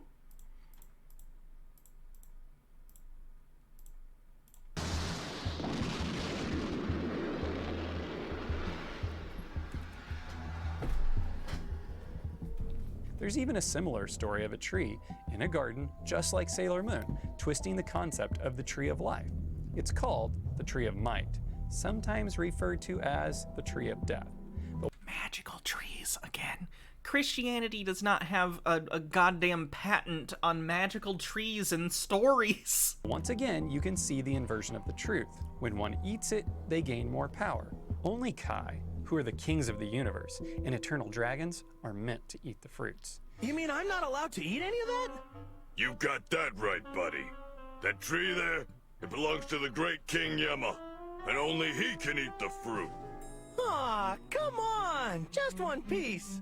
In the Bible, we see an account of a serpent-like being promising ultimate power by eating the fruit of the tree of knowledge, not the tree of life. That's not even what happens. Why do Christians always lie about what happens in Genesis? The serpent comes and tells Eve, truthfully, you do not have moral agency. You do not know the difference between right and wrong. God does. He just expects you to obey without free will. If you eat this fruit, you will have a moral conscience and understand right from wrong. She does that, and guess what? That's exactly what happens. The serpent doesn't lie in Genesis. The serpent is telling the truth.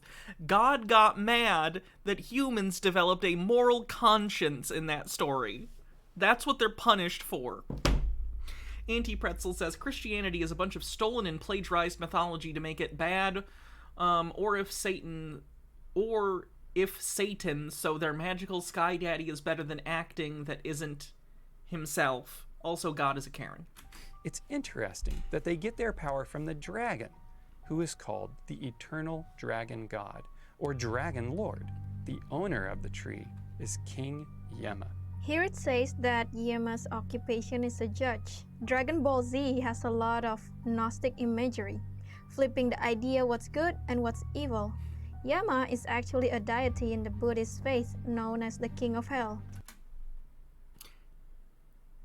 In Dragon Ball, the characters have different names. So characters in Dragon Ball are named after fruits and vegetables, musical instruments, or weird religious shit.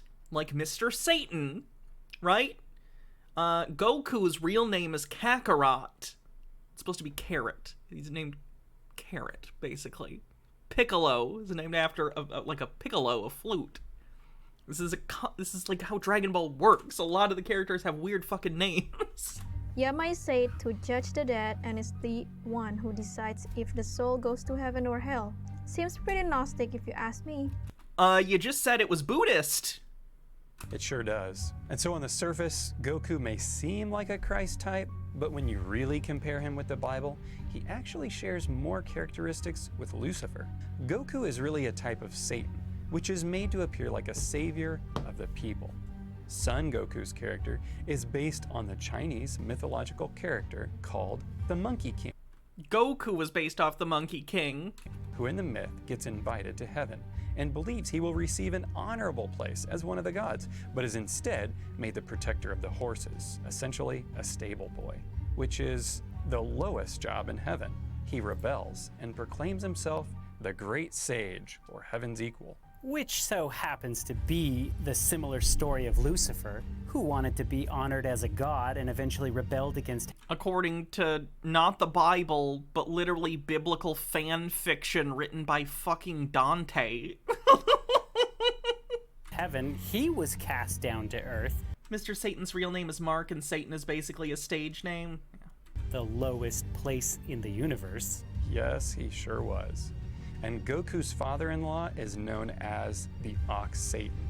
His alias is the King of Demons. In other words, his father-in-law is the ruler of demons. He lives on Fire Mountain. Let's see, Maps and Mimics. Says, I swear to God, if they bring up Yggdrasil, the world tree from Norse mythology like this, and say it's based on Christianity, I'm gonna lose it. Tea with Goblins says, I mean, most of the Christian canon concerning hell and Satan comes from Bible fan fiction written by Dante and then by Milton in Paradise Lost. Ironically enough, Milton was a Puritan who wrote Paradise Lost to be a warning about pride and disobeying God. He'd be horrified to know that he inspired subsequent generations of romantic poets and goth kids who liked the idea of Lucifer as a mopey little edgelord. Sucked in Milton. I assume that's supposed to be suck it. Suck it, Milton, you misogynistic prude.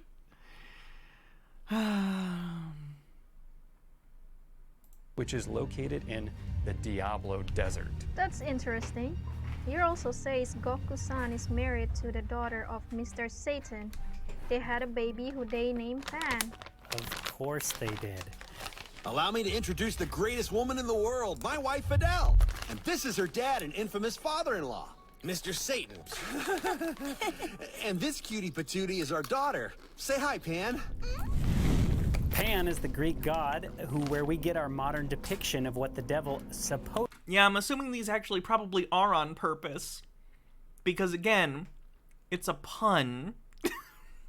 Yours truly, the One Pony, says, "Are we watching Anime Exposed? Service reacted to the first few videos. There were Full Metal Alchemist, Evangelion, Dragon Ball, etc. He hasn't done another in a while." Yes, we're on the first part.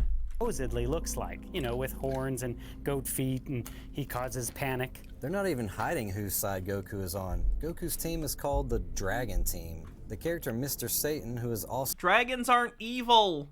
So part of the Dragon Team, is adored by all and sometimes referred to as the savior of Earth and the universe. So is Godzilla. Does that mean Godzilla's a Satan? Godzilla's the savior of the Earth?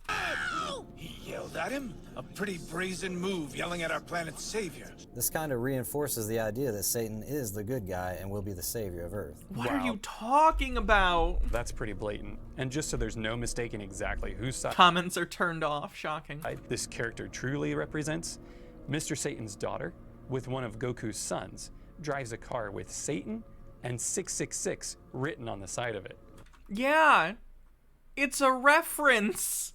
It's intentional. What number did you just say? 666. After Goku dies and is resurrected, which he stands time? Before King Yama, who is the god that judges whether the soul goes to heaven or hell. Yeah, King Yama looks more like Satan than the god of heaven. Interesting, since it's the god of heaven who is the one that judges the soul whether it is fit for heaven or hell. All right, knock it off out there, you bodiless tramp. Single file. It's not too late to be sent down below, you know. Yeah, you can clearly see this flipped upside down world when Goku leaves Yama and wants to travel to a particular part of heaven. He must travel on Snake Way to get there. Yeah, look at how the road is windy, where the Bible describes the path to heaven as the straight and narrow. This isn't what that is! You're making things up to be mad about. Matthew 7:14, it's this thing that I'm arbitrarily deciding that is referencing is not what it is, so it's making fun of the thing that I've decided it's referencing. It says, because straight is the gate and narrow is the way which leads to life, and few there be that find it. Wait, so do many of Dragon Ball's villains have common attributes of God? Actually, they do. For example, the villain King Cold has a title called the King of the Universe. Frieza, his son, is like the Prince of the Universe. Okay. Much like Jesus is referred to as... But you already said that Goku is referred to as the Savior and Messiah. You can't just arbitrarily decide it means one thing for one character and another for a different character because you think it fits your story. The Prince. King Cold has two sons, making his family somewhat of a kind of trinity. This is my son. I'm retiring effective immediately. From this moment on, Frieza will be your commander.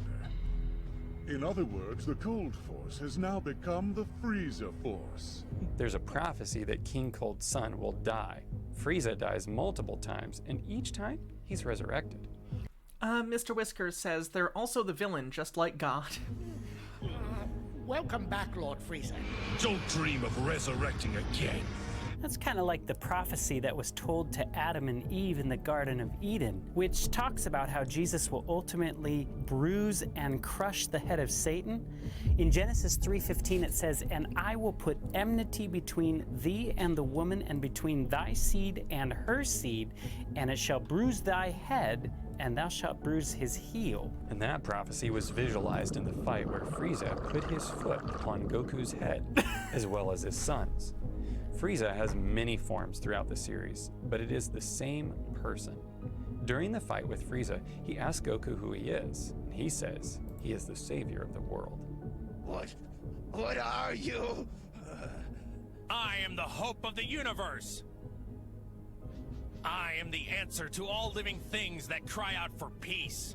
I am protector of the innocent. I am the light in the darkness. I am truth. Allied to good, nightmare to you! Goku saying that he is the truth is like him saying he is like Jesus, because... No, he's not. All right. There's over 10 minutes left. I feel like they're just repeating themselves at this point. I think we get it. God help Cirrus, was apparently going through multiple parts of that. Good Lord. Okay. Moving on.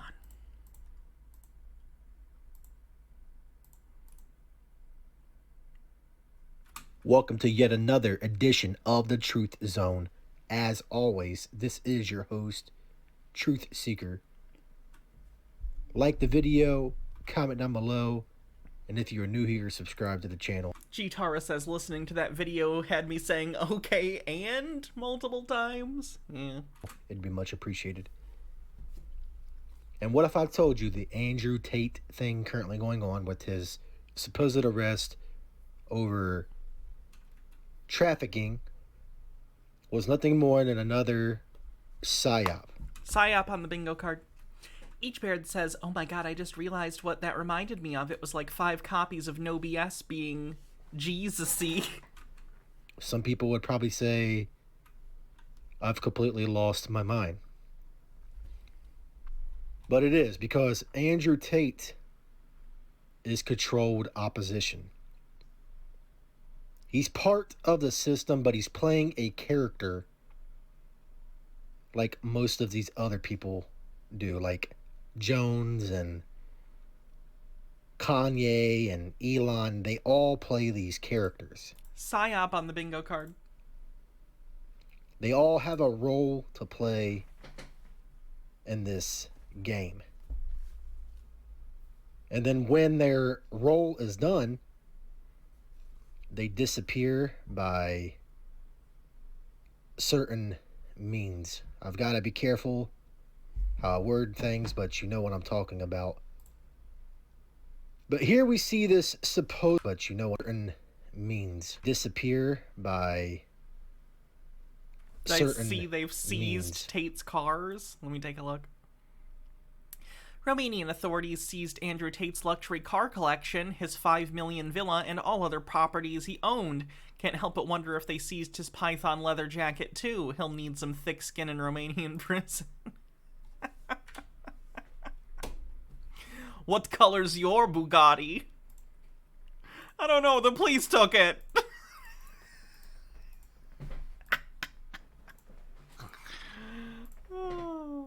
I've got to be careful how I word things, but you know what I'm talking about.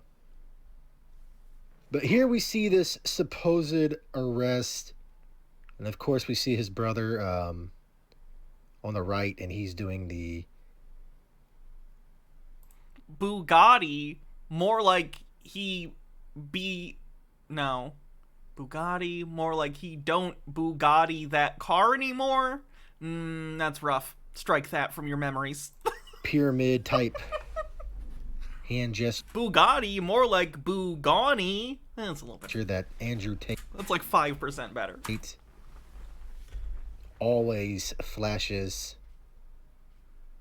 And supposedly they were arrested though. Buganum. That would have been the final form of that joke. Buganum. I think that's the best. You win. Oh, but this looks kind of like a staged arrest, in my opinion. It could be legitimate, but just from my point of view, from my perception, this looks like an act.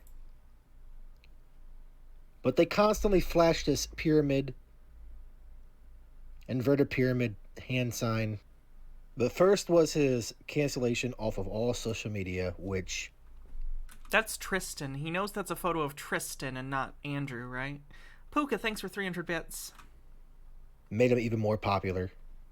And now there's this. But apparently these charges have been going on for a while. Apparently he's been involved in trafficking type stuff for a while. But this is all one spurious symbology for the hand signs, yes. Big stage, one big scripted psyop, in my honest opinion.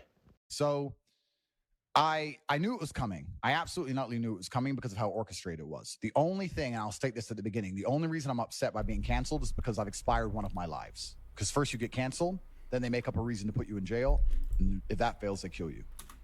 He was saying this after he had already had his house raided in April. So he already knew that there was an ongoing investigation into human trafficking for him. This wasn't a prediction as much as it was him reading the writing on the wall and knowing he was going to go to jail. So now I'm down to my last 2 lives. So what led to his apparent arrest is he was arguing with... Again, no. This information got so out of hand so quick. Andrew Tate was not arrested due to anything to do with the Greta Thunberg stuff. It was a coincidence. The source on the pizza box claim was one random person on Twitter who said it, and then everyone amplified it. It is not true. Funny story. Funny joke. Not true, though. To be clear. Greta Thunberg on Twitter. Greta constantly flashes the one-eye symbolism, and as I stated, Hey, Mr. Blast. Andrew Tate and even his brother flashed the inverted pyramid hand sign. But get this, he also bragged about how he has 33 cars.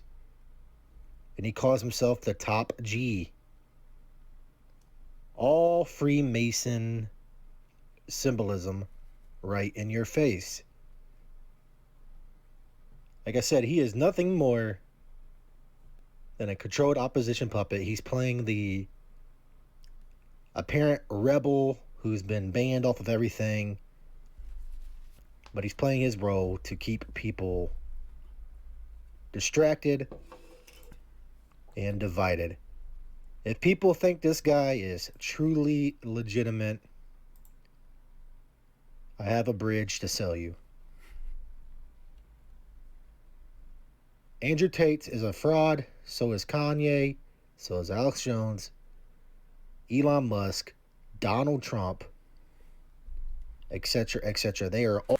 This is what I would call a broken clock conspiracy, in that he's accurate that these people are scam artists, but for completely different reasons than the reasons he thinks. It's an oops, accidentally reached sort of a right conclusion, but like, based entirely on a wrong set of facts. Maps and Mimic says, I'm sorry, what the fuck do Pizzagate believing hashtag save the children, quote, LGBTs are grooming our children, end quote, MFers immediately jump on the bandwagon of support for admitted sex trafficker? You know why. It's all projection. They're all projecting. All in on this together. This is all part of the script. This is all part of a way to keep people distracted. Both sides. Joe Biden, he's a puppet. Greta Thunberg, she's a puppet. Thunberg.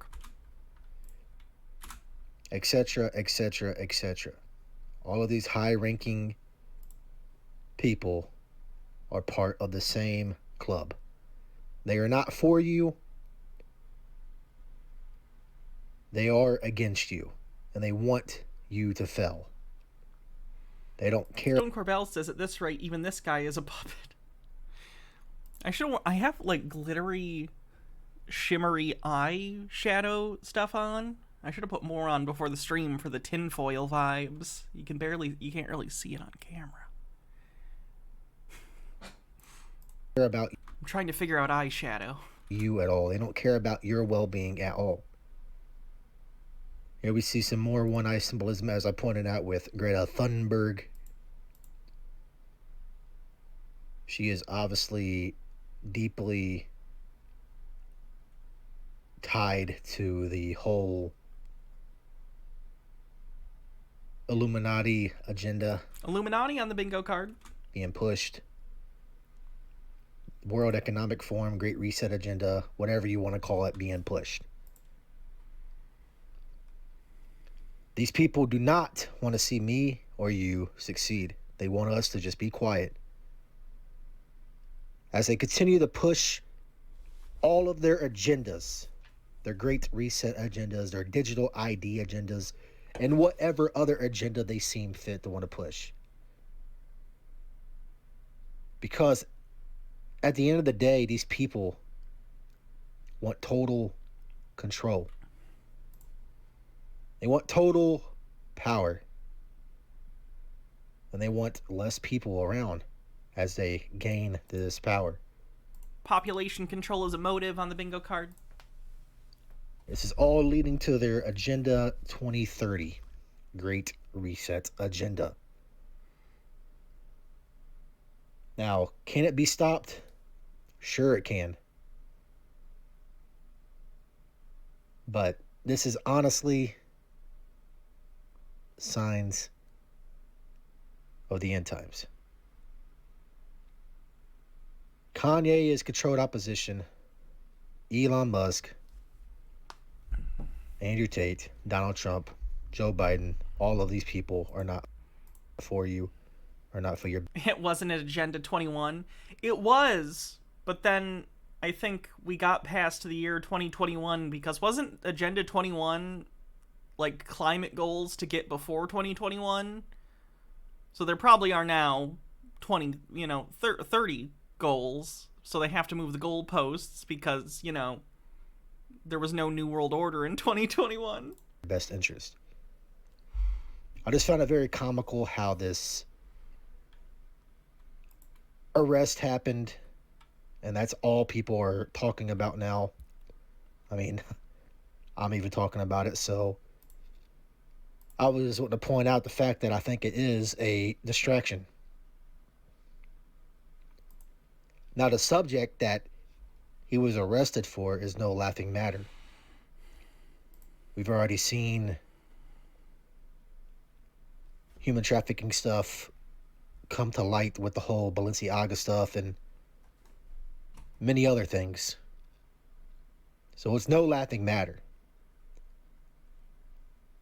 If by some chance this is all legitimate and he really did do all this, I hope he's locked up. One other thing I found very suspicious, though, is this is a photo still from a video that he released before he got, quote-unquote, arrested.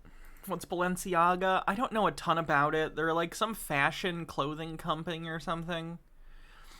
And, I think they put out some ads a while back that conspiracy theorists, thought were fucked up. It was typical, I think, seeing symbolism type stuff. I don't know, though. I haven't looked into it, so I don't know what it was about. And what do you see there on the table? Pizza. Obviously, pizza's food. It is a food. Good job. Jitara says, Great Reset, depopulation, staged arrest. Son, I don't know anything about all that, but do you have time to discuss our main man, Paul? But I will let you put two and two together of what I am referring to. BDSM attire around kids. Is it time for the discourse? Is it time for the yearly discourse? When it comes to this food, because of the good old algorithm, I can't delve much further into that on this platform, but you know what I'm talking about. The pizza. / gated communities. Hopefully that was a way to get around the algorithm, but yeah. I just find it very suspicious and very odd. But what do you all think about all this? Gay agenda on the bingo card. Do you think this is legitimate? Do you think that he really was arrested, or do you think he is a good guy? Or are you like me and you have your doubts about him being good? Also turns out in a little bit of an update to this whole topic, it was actually over alleged money laundering instead of trafficking.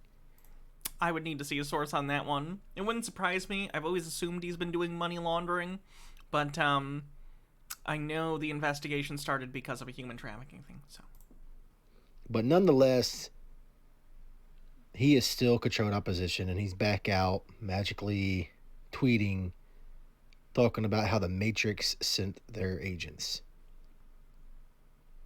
This is nothing more than a script. And if you can't see that, I don't know what to tell you. But that's all I have for this video. I do appreciate you all stopping by. God, this guy. Okay.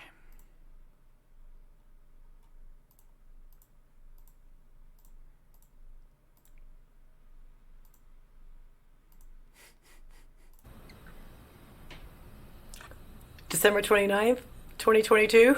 No kidding. Today when I was at my dad's, I got a Google alert from Michelle Titler.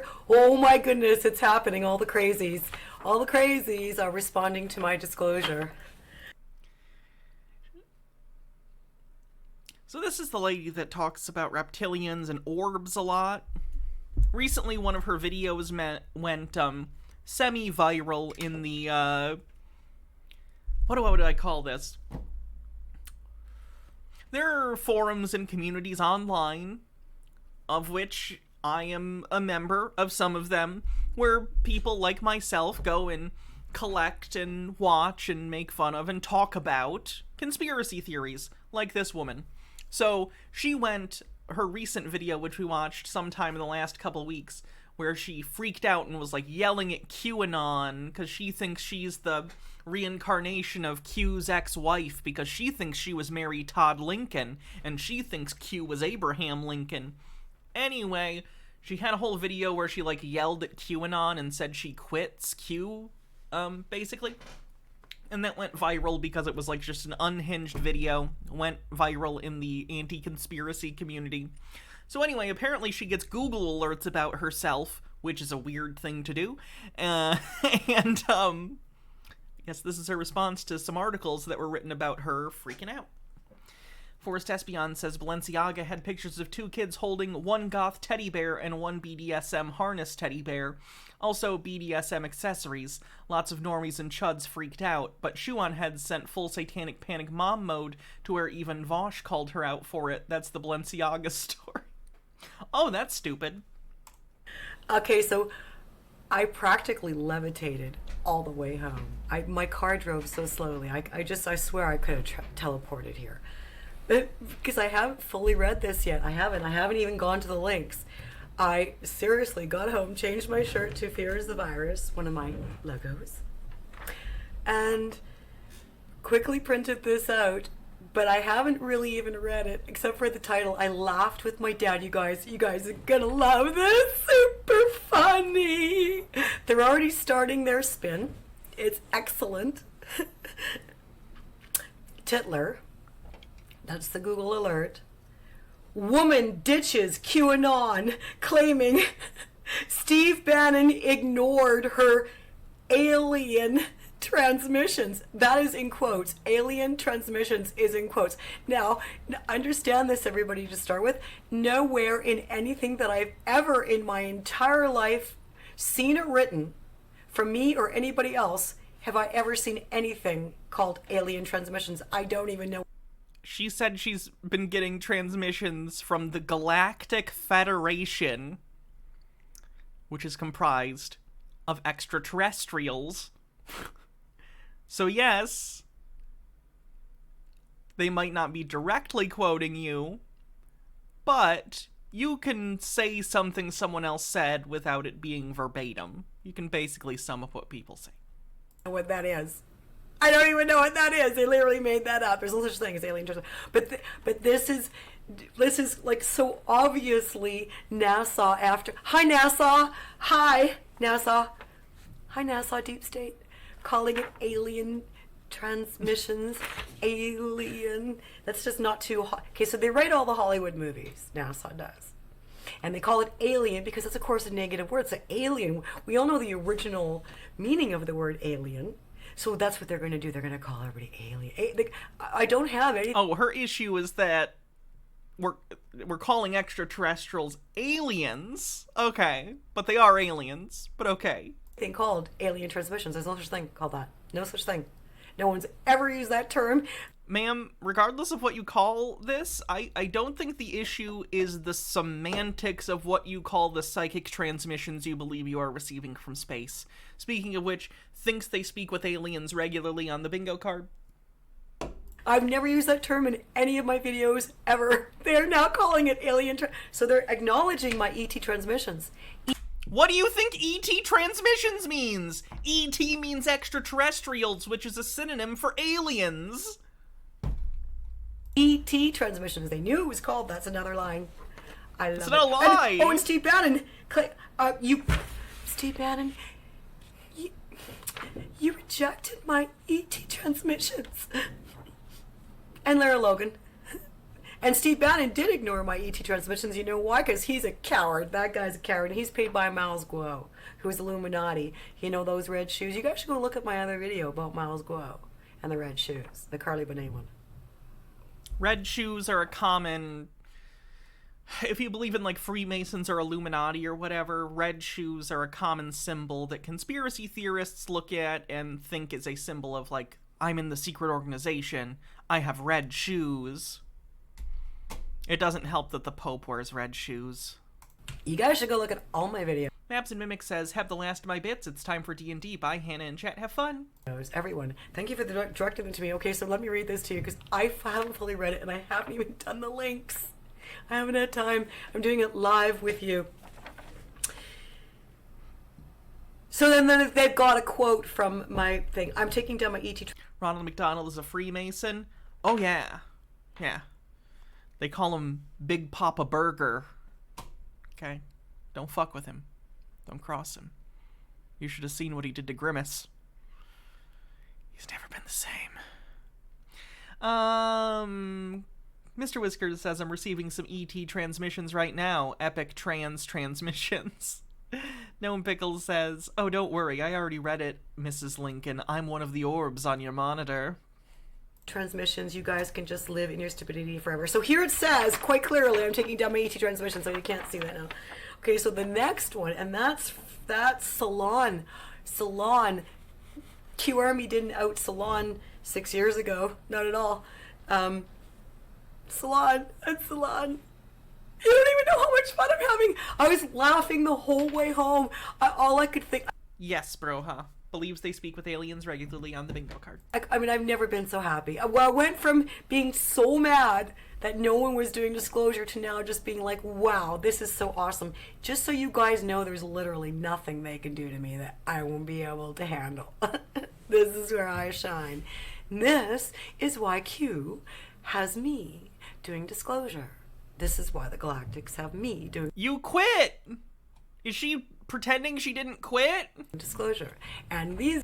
Tea with Goblin says, click your red shoes together and follow the QAnon road. Pay no attention to the government documents behind the Mar-a-Lago curtains. Riots and red shoes and rhinos, oh my. Guys are gonna about to find out why. Come one, come all. Come one, come all. This is where I'm good.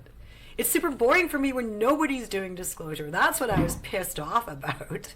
Like, do disclosure? Like... Didn't she quit, Q? I'm not surprised. Like, stuff like this becomes an addiction, unironically. People who do this kind of thing and get really into QAnon and decoding Q drops and, like, all this stuff, it can become addictive. It gets them that hit of dopamine. It makes them feel special. It makes them feel like they're accomplishing something.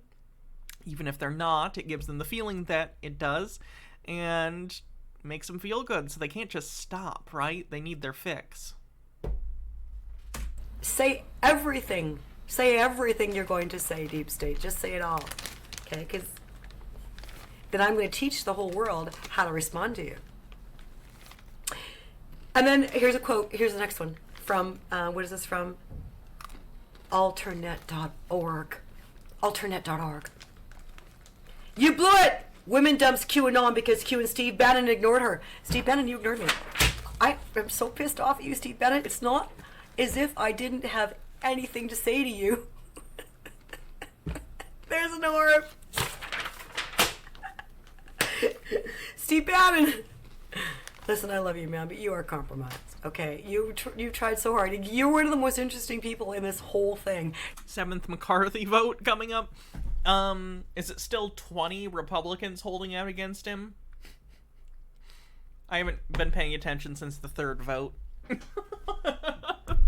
At this point, it's just figuring out when the Freedom Caucus decides to stop having a temper tantrum. Nobody's tried harder than Steve Bannon, and in the end, he's compromised. In the end, he sold out.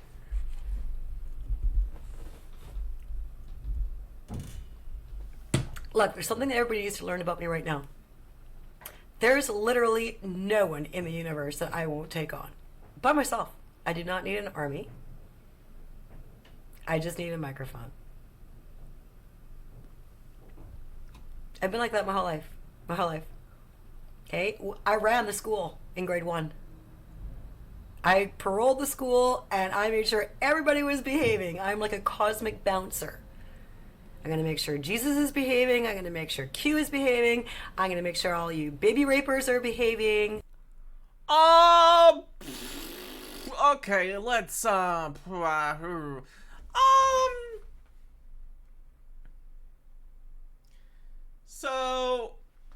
that sentence was a lot for me to deal with. Did you just mention you're going to make sure Jesus is behaving, and then in the same breath say, baby R-worders? Okay. Sounds like the setup to a joke. Cue Jesus and a bunch of pedos are in a bar. Hey, JoJo from Jersey, all you guys.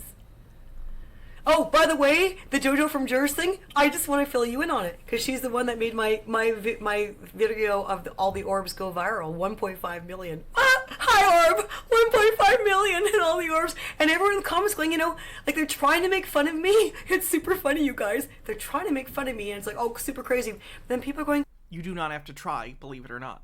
This is a pretty hands-off video for me. You just kind of have to play it. Well, I don't know.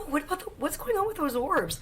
Boy, oh boy. Hey, let's see that orb. What's going on? Ma'am, doesn't know how cameras work on the bingo card. It's dust and other particulates floating around your house, getting picked up on your camera.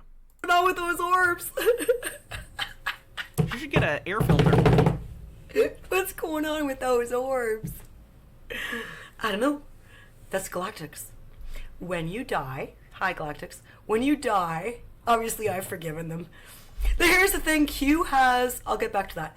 Q has the looking glass. You guys need to know this. What pisses me off, and it even pissed me off when I was mad at him, and even made me double mad in my video that they're now going viral with. It made me double mad because I was like, God damn you! He has the looking glass. So they're like ahead of the curve. They actually, time isn't what we think it is.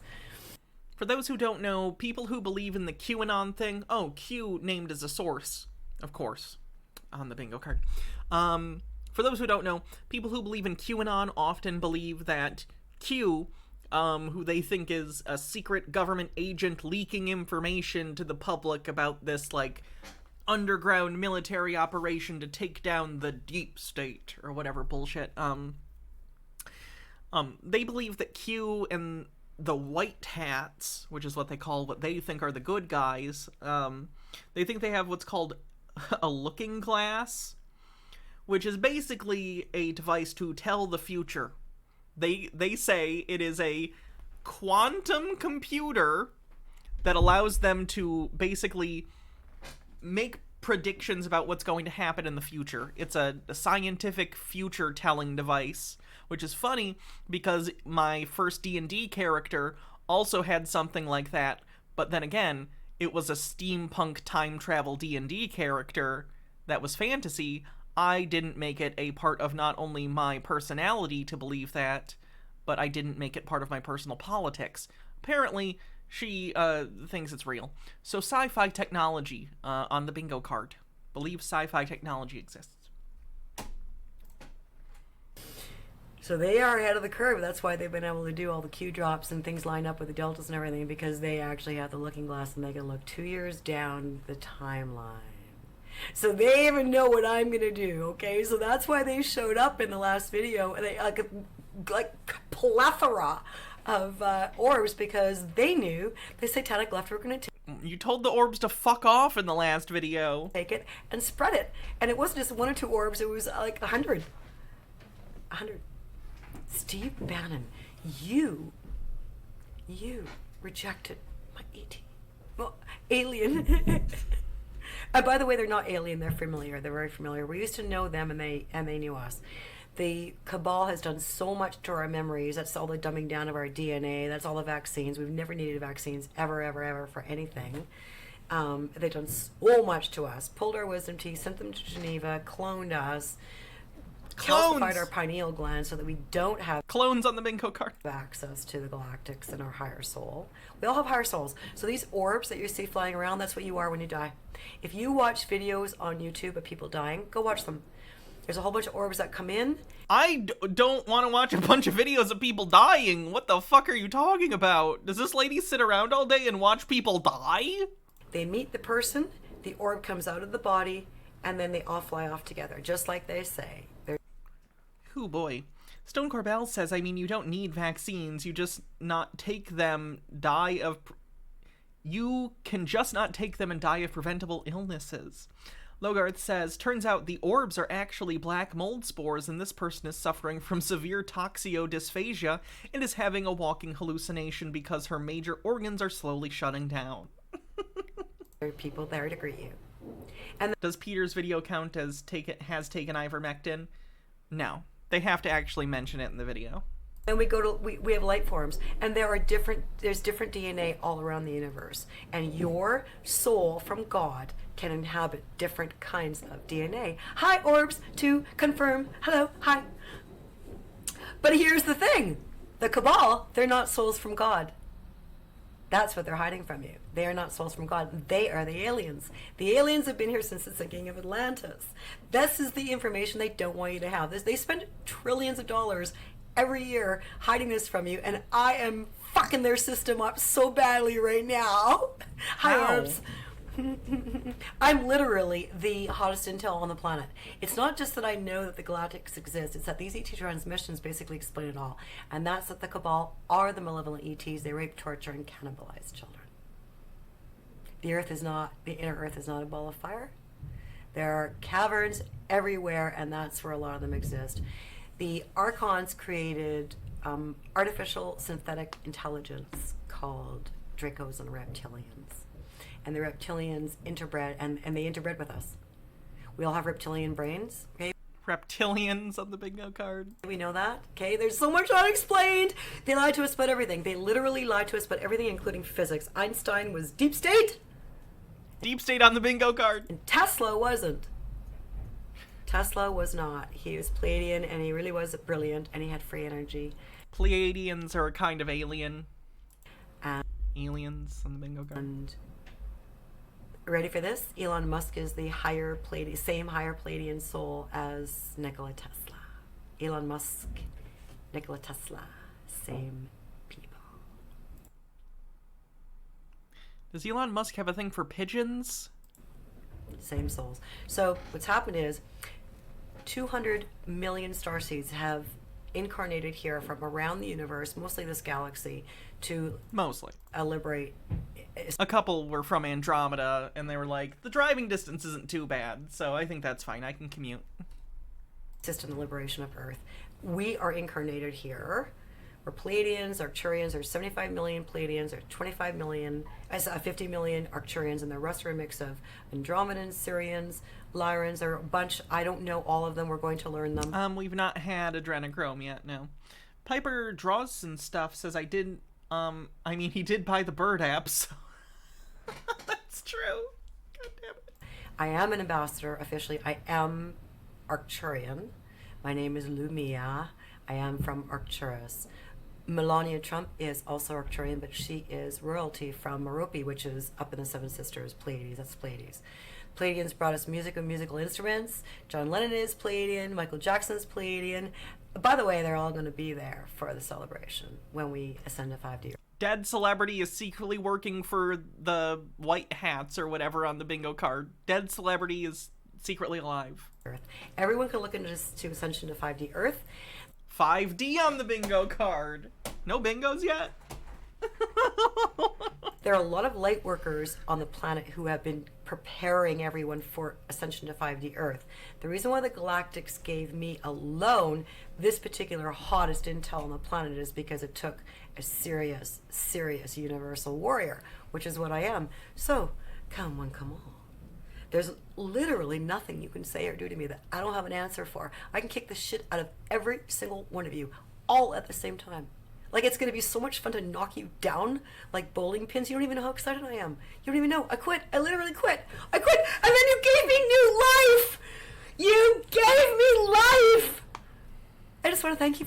Idiot thinks they're a genius. Yeah.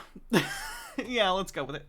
Mr. Whisker says, you think she would try to claim diplomatic immunity if she ever got into legal trouble? Honestly, I think there'd be a competency evaluation long before that even has a chance to surface, and I do not think she would pass it. For that, Jojo, baby raper. She's very manic right now. Oh yeah, this is a manic episode. Okay, so this is what I did. I created a Jojo from Jersey parody account on Twitter, and I'm having so much fun following Dash Dabrowski and Don Winslow and Rob Reiner, and I'm literally going underneath all their stuff going, you're a pedophile, you're a pedosatanist. Some of the restrictions have been lifted quite clearly because I can say that. I'm just like saying it all over the place. Hi pedos, hi pedosatanists, yeah, you're a pedosatanist, yeah, you're a Nancy Pelosi did January 6th. I'm saying all that, and I'm not getting suspended yet, and it's a parody account. I know she's trying to, so she put up the video, and then I went underneath all the comments. If anyone knows how I operate, in particular War Room and Steve Bannon, if anyone's ever actually watched me operate, it's kind of almost, don't follow me. It's weird to follow me, and if you do follow me, mute me, because I will fill your feed with 10,000 replies. I don't post, I reply. I've learned how to use the reply feature better than anybody on the internet. What? What does that even mean? And I can do it for like 8 days in a row. I can like copy paste. So that's not impressive. That's what we call spam. Ready, like I've got 6 different videos, and I've got 6 different copy and paste. I've got a system, and I've got 6 different devices, and like fucking have a good time trying to take me down. Like you have to actually go out of your way to. Well, unless I do too. See, now I'm triggering algorithms on True Social. I have to learn to get around True Social. But I had at least 50 accounts on Twitter. What? You have 50 accounts on Twitter? Chiba Hawk says she knows we can automate all that bullshit, right? I'm serious fighter. That's why they gave it to me. Just so you guys know, that's why they gave it to me. Say it all. There isn't one narrative I can't answer. Okay, do the meds. I'll just give you the rundown. Meds, Nazi Germany, mind control, because the Nazis are the malevolent ETs. They're the aliens. They're the aliens. The Nazis, the real Nazis, are the aliens. Surprise. The Galactics are the good guys, and the Deep State's going to try to do a scare event. They're going to do like alien invasion. They know how to do holographs and all that. Holographs? That's what they did with 9/11, right? The planes? 9/11 out of nowhere on the bingo card. I don't have 9/11 is a hologram on the bingo card. All an illusion. Ma'am, what happened to the real Twin Towers then? Because there objectively were towers there, and then there weren't. So So they're gonna do that with scare invasions. That's why they're coming at me. They're doing the alien thing. And Steve Bannon. They didn't mention Lara Logan. They mentioned Steve Bannon. That's so good. I love that one because he deserves that one. He so deserves to be. I mean, he's played this game so that he didn't have to deal with any of the real child rape issues, the trafficking pandemic, which all these, this is what they're doing. These people who are doing this. The Twin Towers didn't get knocked down. They just went home. Oh, God. To me, they are the child trafficking people.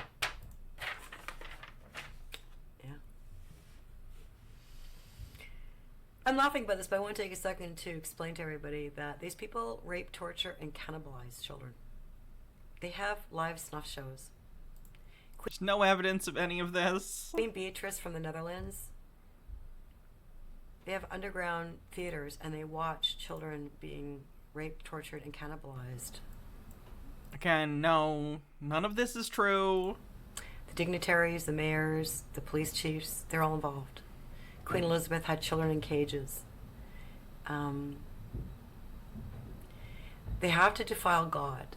Their religion is satanic, and they have to defile God. They want to be God, and they do everything. There's nothing that they don't, that they haven't thought of.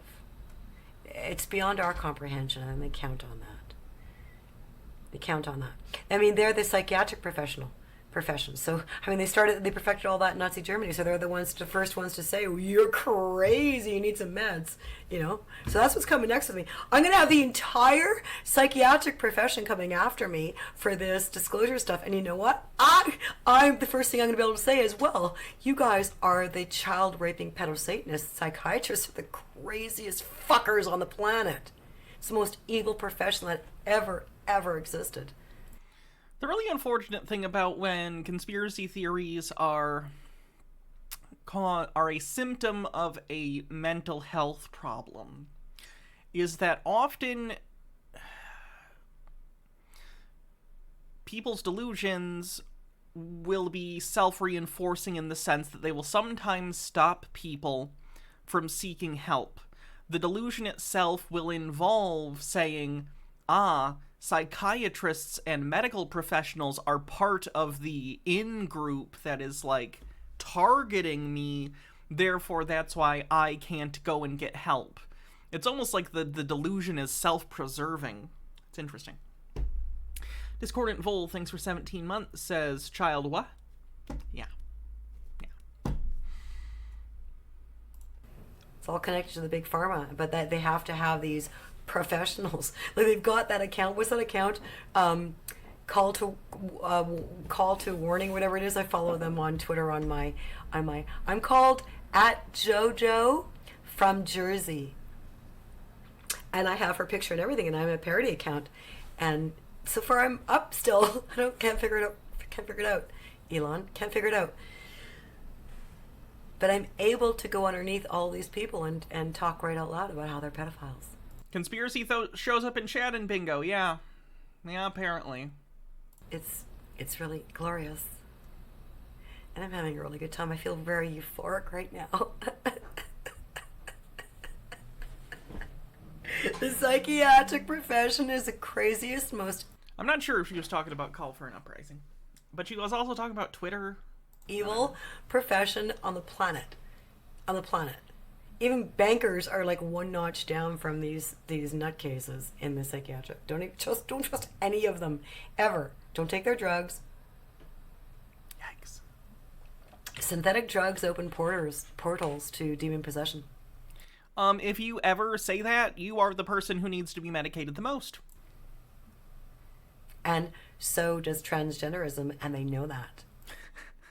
That's true. I very specifically came out as trans just so demons would come and visit me. I'm into monsters, so... They know that we choose our genders before we come in. Even if you... Trust me, lady, I don't know what to tell you. You know, I make the best out of a rough situation. Ideally, I wish I would have been born, you know, the way I would have preferred to have been born. But... considering everything, I'm glad I at least get to have a platform where I can talk to other people and normalize it and stuff. But no, if I had had the choice, I would have chosen to be a cis woman. That's not how this works. It's not how any of this works. Transphobia on bingo, indeed. Are a masculine female. It's because your last few lifetimes, because you live many lifetimes as a male, and then you transition into a female. And those couple lifetimes in between, one or two, that's the only time you feel like you're a bit dysphoric. And the Cabal knows that better than everybody. They know all this. It's you who doesn't, and they count on that. So when you feel a little bit dysphoric because you've just transitioned... Could you have a link to the video? I think you're a conspiracy theorist, so no, I'm not going to give you more fuel for your fire. From like 15 lifetimes as a male, and now you're going to be a female. It does take a bit of adjustment. Those are the effeminate guys. But in like one or two lifetimes, you're just up and running. But it's soul memory. You have soul memory. But you can't change your DNA. You choose it before you come in, and you can't change your DNA, and you can't change your gender. And so, but the Cabal knows that. And so when they do that, they know that they're miswiring all the God stuff. You want to ask her out on a date? You know something that people don't usually want? As someone who makes internet videos, you know what people don't usually want is random people contacting you and hitting on you just because you put videos on the internet. That's the opposite of something anyone wants. So, don't do that. And they're opening portals. What we don't know enough about is these open portals. It's very important because these creatures are not just in physical form, they're also in form all around us. You can see these light orbs, but there are dark shadows too, and they feed off of our fear. They literally feed off of our fear. Cancer.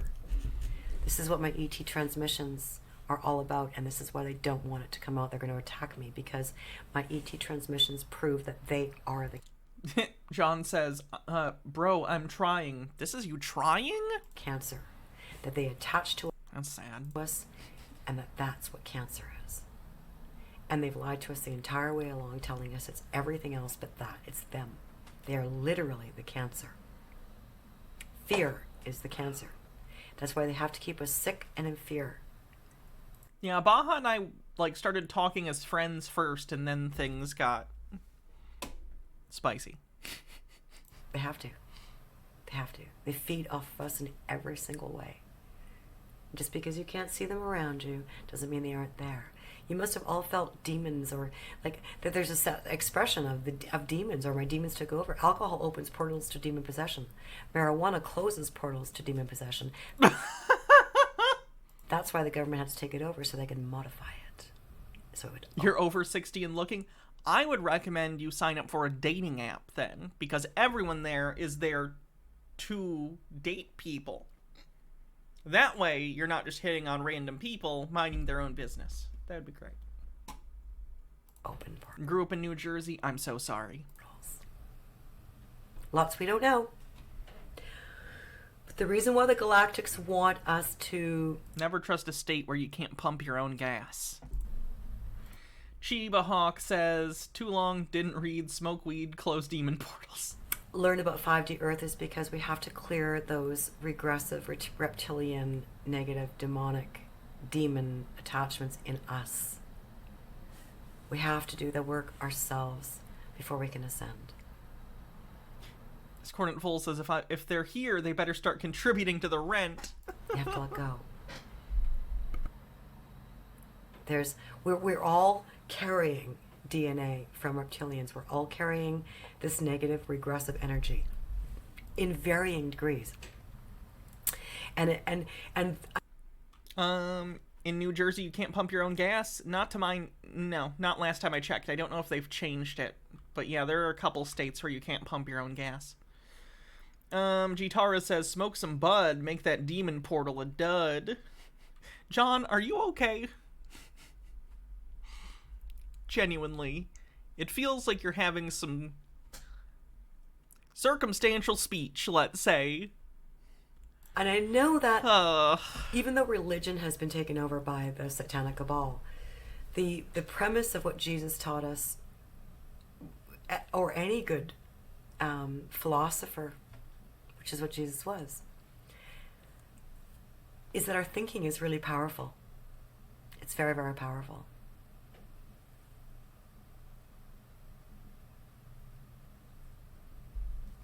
I mean, I've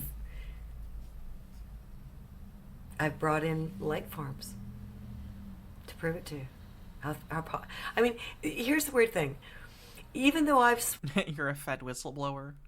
Alright, I'm done with this lady. Okay, John, do you have anything actually interesting to say? Because, normally the trolls are better. If I'm being honest. Discordant Vol says light farms? Yeah. Where do you think we get light? How do we know there's a parallel universe? Yeah, we can check the bingo card. It's so full. Illuminati Freemasons. The deep state.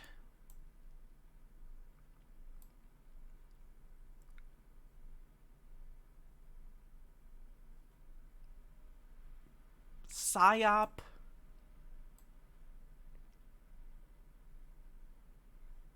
Believe sci-fi tech actually exists. Giants. No, wait, we didn't have giants. We had clones, right? Dead celebrity. 5D.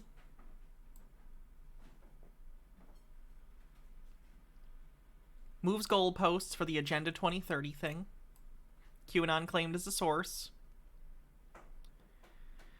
Oh boy, I'm gonna have to add more of these. Let's see. Copy, paste. Copy. Paste. There we go. Reptilians. Idiot thinks they're a genius.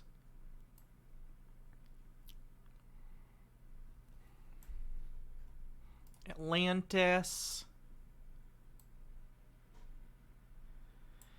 Okay, page 2.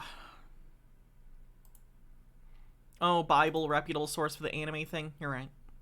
You're right. Only reputable source is the Bible.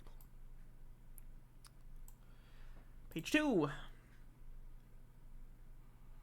Satanic ritual child abuse. The gay agenda. Clones. Would I like to read your blog? I want nothing more than to read your blog, John. Send me a link to your blog. They're gonna adjourn till tomorrow, the house. That's funny. Someone's gonna have to check the link for me to make sure it's fine, because this person could be a troll. So, someone else check. Believes they speak with aliens regularly. Thinly... No, did we have thinly veiled anti-Semitism? 9/11 out of nowhere.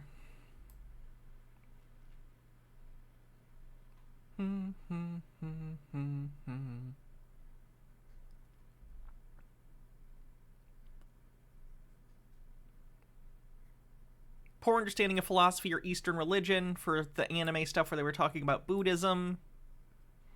Doesn't understand how cameras work. Oh yeah, they did say bankers. Yeah, sure, thinly veiled anti-Semitism.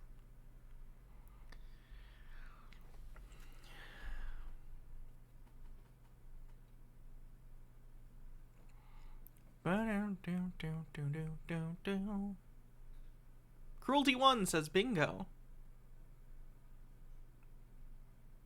False flag. Transphobia. Okay, I think that's it. Can I see your bingo card, Cruelty 1? Did anyone check that link to see if I can, you know, look at it? Transphobia, predictive programming, free space, thinly veiled psyop.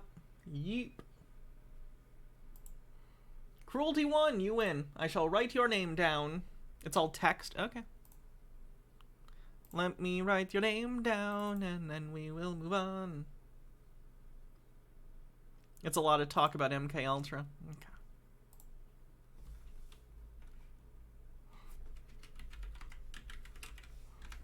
Cruelty 1. Cool. Alright, let's take a look at this blog. Probably gonna be disappointed. Oops. That's the bingo card. Where was the other link?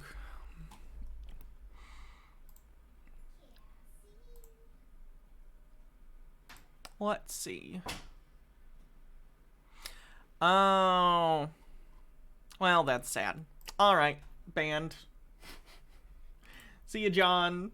The only... Nothing in particular, but John, do you consider yourself someone who is... Have you heard the term gang stalking? Oh. Yeah. Hello, Father.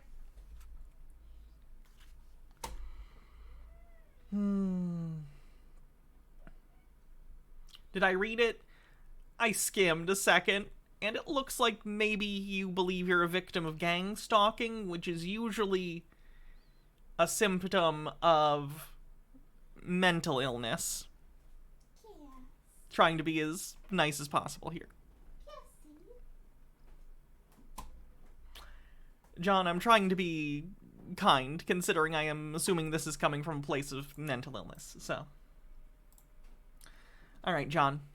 I hope you get some help, but I'm gonna ban you, because I don't think it's fair to have you in chat when I don't think you're in a state to mentally be able to, you know. Yeah. See ya. What else we got?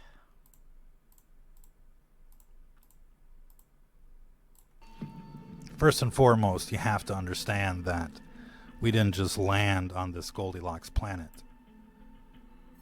No, we evolved on it. We were put here. The evidence is right there in the DNA. It's a programming language. You can't get life from something that's not living. That's the chicken and... You think they're just dumb? Maybe. I'm not gonna... I'd rather not risk it. I don't want to sit here and fuck with someone who might be suffering from actual mental illness. Like, I'm an asshole. I'm not that big of an asshole. Lupin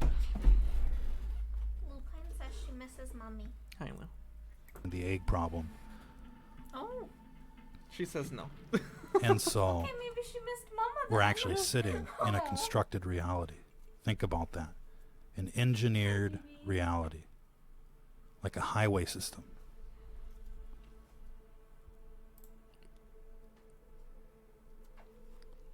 Nothing is here by chance. It's all here by design.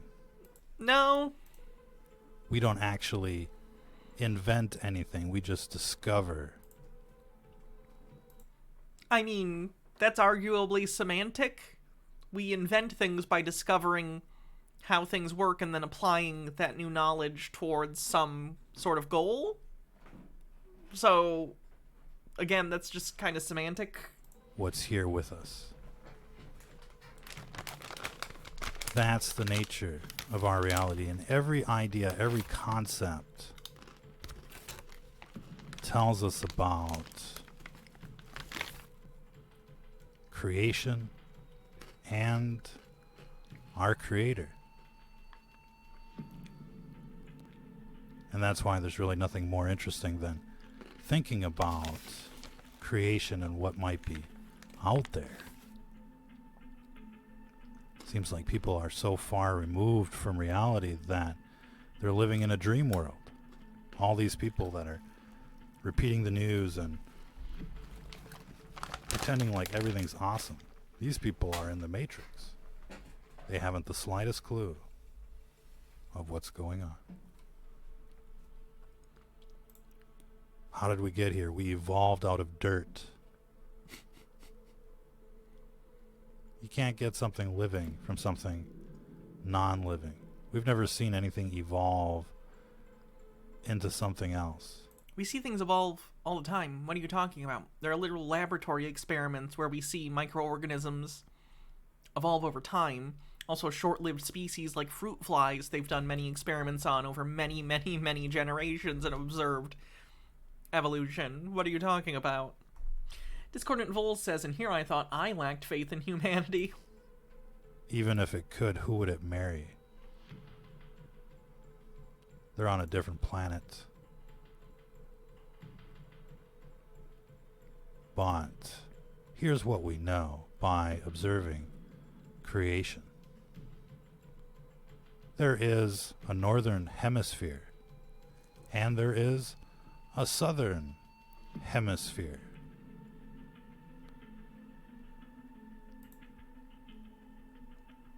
How do we know this?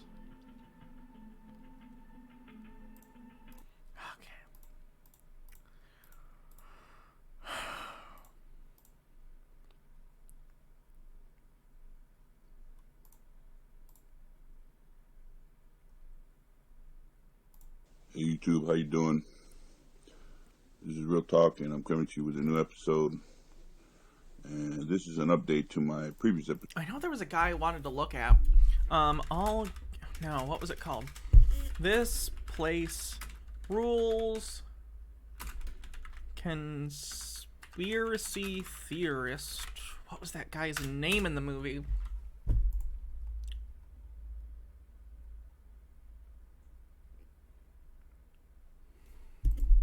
Let me see if there's a clip on YouTube.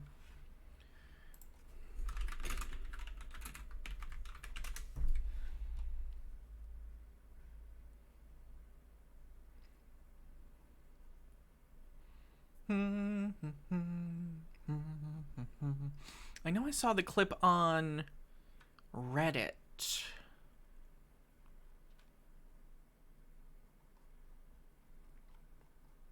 You felt sorry for the QAnon kid, yeah.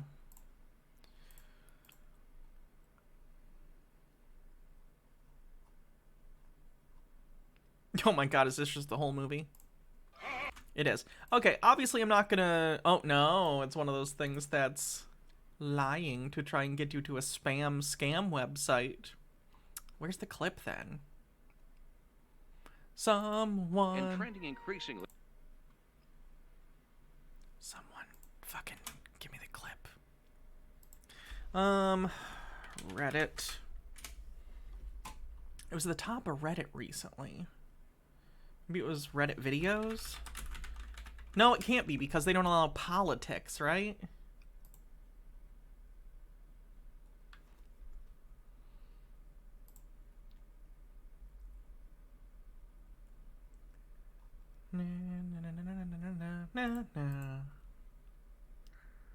Sorry, I'm just trying to see if we can find a specific video that I wanted you guys to watch because it is so good.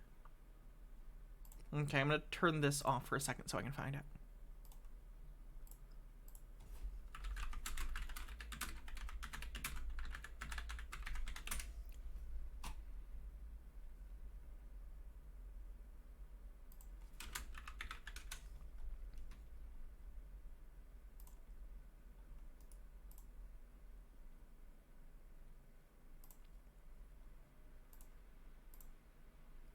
Let's just remind. Let's see if this clip has it. It's from a news thing. Ourselves. QAnon is an online group that believes an unfounded conspiracy theory that there exists an elite ring of Democrats and celebrities who are Satan-worshipping pedophiles trying to traffic children for sexual purposes. QAnon posits that Donald Trump, the former US president, took office in 2017 to try and take down this apparent cult.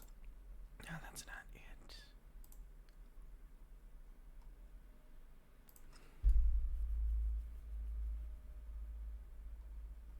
There it is. Alright, so this is a big QAnon guy that I actually want to start covering. I can't believe I've never come across this guy before.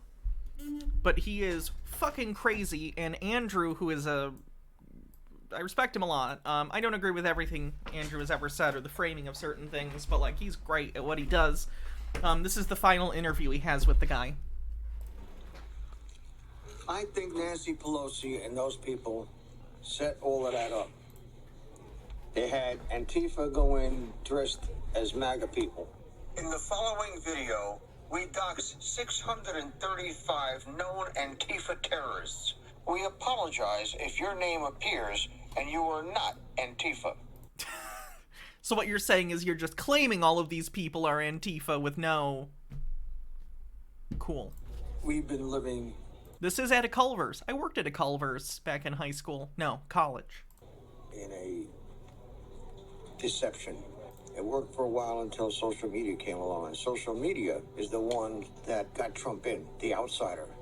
And he's about as far from a pedophile as you're going to get. He's after these people, and that's why they're after him. Pedophile. Pedophile, definitely, because she eats the babies. Oh, yeah. I call him Creepy, Sleepy, Chomo, Uncle Joe. What does Chomo mean? Chomo is a jailhouse term for child molester. Pedophile. There's something I need to talk to you about. On May 19th, 1999. I'd imagine, considering that this isn't the first person. You all know where this is going, right? You were convicted of sexual abuse in the 1st degree and sodomy in the 2nd degree of an 8-year-old boy in New Jersey. So, 8 years old. According to this paper, you are a registered sex offender and a... To be clear, there are other QAnon people that we have covered, at least one that I know of for sure, that has been arrested for similar things. I think this is common. I don't know how common, but I think a lot of these QAnon people are projecting a bit, are maybe trying to know you a certain situation. Convicted pedophile. On a false conviction. You want to take a look at that? I know, I've seen the paper. I pled. Because I pled knew... guilty? Yeah, because I did what Michael Flynn did. I knew I couldn't win. Have you ever heard the term projection before? Yeah. Do you feel Hillary Clinton does it all the time.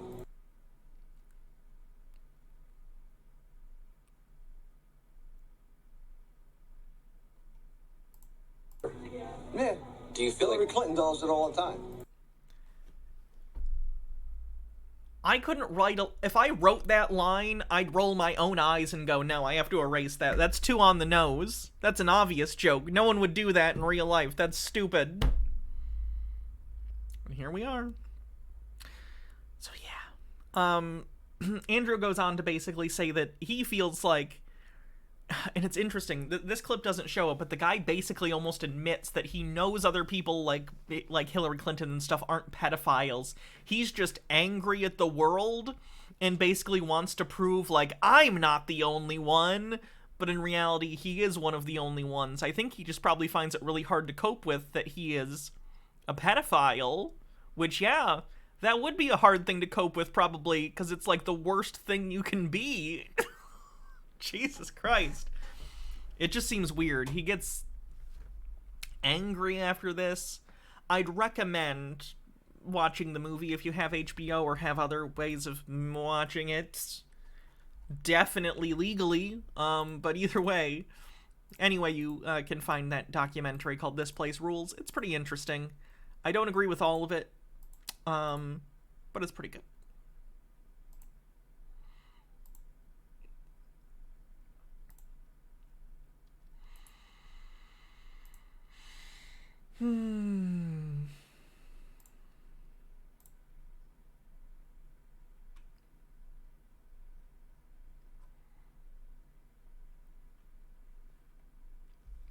MH Darkbeast with 100 bits says, did you see the hilarity of this guy who doesn't understand the difference between incontinence products and menstruation products? Oh god. And Discordant Vol says, projecting hard enough to etch his rap sheet onto the surface of the moon. It's been some days, folks, because today is the day I learned that men can buy tampons. I've now officially seen it all. Yeah, those are, like, Depends. They're, like, absorbent underwear for if you pee-pee yourself.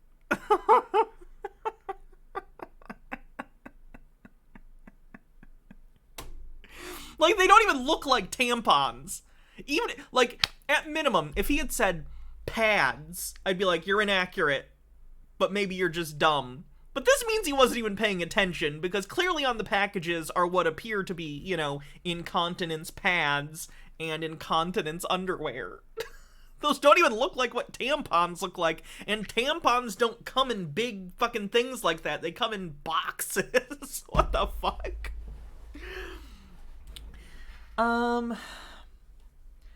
Discordant, or no, Crimson Death 611, thanks for 21 months. Hype Train says, been a while catching you live, missed our 18th month sub baby, already 3 months along with the next one, hope you've been well. Well then, this sub baby's name that we missed is, Long Time No See. First name Long Time, second name No See. Marcel Paul asks, QAnon started on 8chan, right? The site made by people that thought 4chan was being too heavily moderated. Guess what is one of the very few things you may get banned for on 4chan? Oh, yeah. Q was actually first a thing on 4chan and then moved to 8chan, although it is believed that the transfer wasn't the same person, but it ended up being like Jim and Ron Watkins on 8chan, who are the founder and kid, respectively, of the founder of 8chan.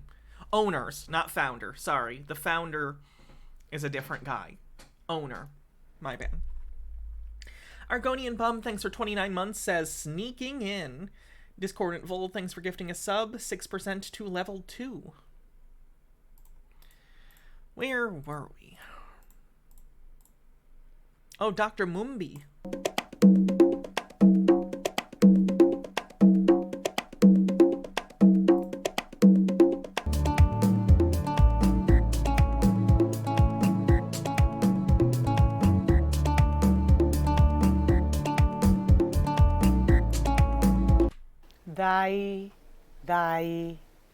You family, and welcome to another episode of Wake Up Africa. My name is Dr. Mumbi Saraki. How you doing? How's everything going? I really do pray that you are well in all your ways, family, and that you're moving into living life more and more on your own terms, in your own narrative, in your own story, and that you're not giving Babylon all this unnecessary attention, because there's so much more that's happening, family. And of course, we want to give a big shout out to our Patreon family who literally sponsors this show since YouTube demonetized our channel. We've been going back and forth with YouTube. They literally want us to take a handler and get direction on the kind of shows we're bringing, etc., in order to be remonetized. And seriously, the Patreon family and all of you guys who send us love donations are the reason why we haven't sold out yet. And if it comes to selling out, we'd rather literally just say goodbye and go do other stuff. There's many ways that we can spread the awakening message. This is the most effective, this is the most widespread, but there are other ways, family, that are just effective. And there's something going on with YouTube. I almost feel like they're breaking down. Because whenever you go now to, like, I don't know if you guys have noticed, like when you go to different channels that of the people that you enjoy their material, when you go, it's like they don't have the latest uploads of those people. And so it's like there's cracks in the system, but those are stories. Let me just leave those to their own devices. If you've noticed, you've noticed. Now, something very interesting happened at the US summit in the divided states. I haven't talked about it because it's largely irrelevant to what is happening on the motherland. I already told you these are not the presidents. These are not the leaders. Medicated Person, thanks for 14 months, says, guess who finally got Prime? Nice. Thank you very much for using it on me. Carney, thanks for 15 months, says, wow.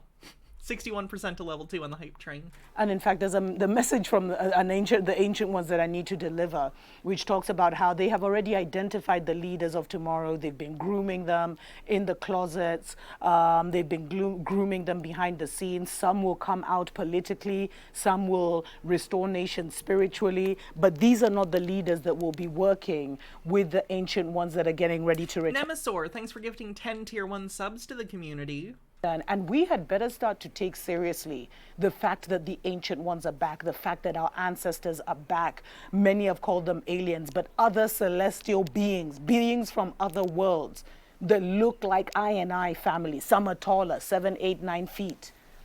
Some are shorter. Some have look different. But a lot of them have this melanin, family, because melanin seems to be a key to Mr. Whiskers, thanks for gifting a sub. To, celestial travel, cosmic travel, to be able to move through plasmas. And, we all know the moon landing never happened. What? They've never been able to break the dome. We live in a dome.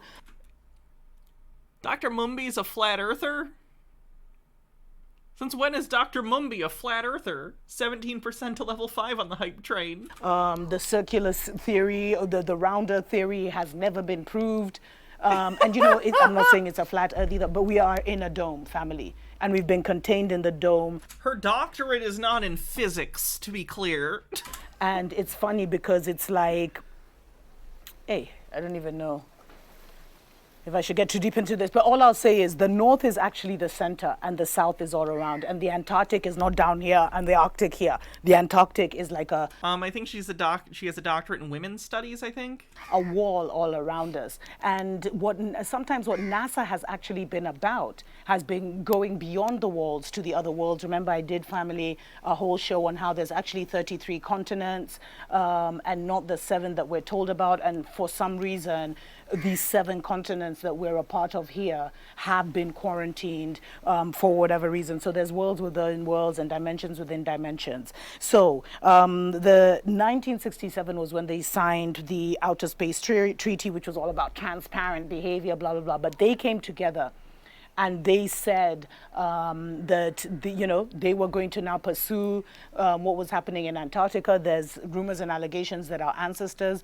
are in Antarctica, their ships are in Antarctica, and beyond Antarctica there's Who are you getting that rumor from? Many worlds. There's so many books you can read on that story. Let me know if you want me to go deeper into that. Although I already did a show on the 33 continents. Definitely check it out. And so for now, for the first time, they've actually allowed Rwanda and Nigeria. And get this, I said nothing is by accident. Nigeria became the 22nd country to join, and 22nd is a master number, but it's also the vibration of this season that we've been in, 2022, etc., the number of 2. It's also been a 6, but so Nigeria being the 22nd nation to join is not by accident, and Rwanda became the 23rd nation to join. 23 is also a very significant number. But why do they need Africa in NASA and the NASA and our Tammy's program? It's because our people are coming back, family. There is going to be a visitation. I'll probably look this up. What are the Artemis Accords?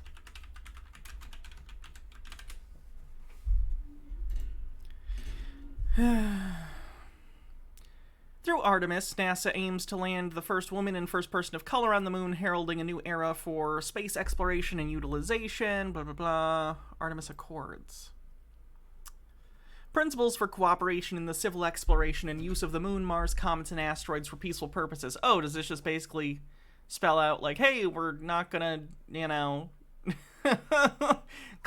not gonna claim we own the moon, basically, type shit, is what I'm guessing. Sure. I've not signed it, though, to be clear, so I, in fact, do own the moon. Peace program. So if you look at the moon, you owe me $1. It's because our people... Every time. Alternatively, you can subscribe to my Patreon, and you can look at the moon as much as you want. Coming back, family. There is going to be a visitation. And the visitation is not some spiritual being hanging in the skies. It's actual beings with what you can call chariots of fire. They're in the scriptures. They're in the Bible. With their spaceships. The ships are already here. And for many, the visitation, like for a few of us, not many, but for a few of us who have been on this awakening journey and who are star seeds, let's say, let me use that word, that visitation has already happened. The ancient ones are all around us. We see the ships. We're literally always being followed and surrounded. Mr. Whiskers with 100 bits says, I just looked. Thank you. You wouldn't download the moon, would you? Pay up. By spaceships, family. And we're reaching a point now where those spaceships are going to manifest. It's like, and it's not a time. It's not like in 2023 they'll manifest. No, it's like they kind of have tried to predict that the consciousness of the people, hopefully by 2023 it will be there. But if your consciousness was there before, then you'll see them. You'll see that there's many dimensions that are kind of interwoven with ours and colliding with ours right now, and we are not alone. And so adding Rwanda and Nigeria is not by accident. Rwanda is actually what I feel like the New World Order headquarters in Africa. Level 4 hype, everyone. Africa. If you know who Kagame really is, you'll understand and understand exactly what I'm saying about the role, why they've been made the perfect nation in Africa with all their, the cleanest nation, and they're the this and they're the that. But, I mean, it's a dictatorship. Stories for other days. So the reason they've included now Nigeria and Rwanda is to try and get our energy, family. They can never do anything without us, seriously. So that now when they're meeting those galactic beings, they can be like, hey, even these ones are with us. Your own people are with us. But they must think our people are some kind of stupid. They must think these ancient ones are some kind of... They've never seen this level of intelligence. So, of course, they can't imagine that it even exists.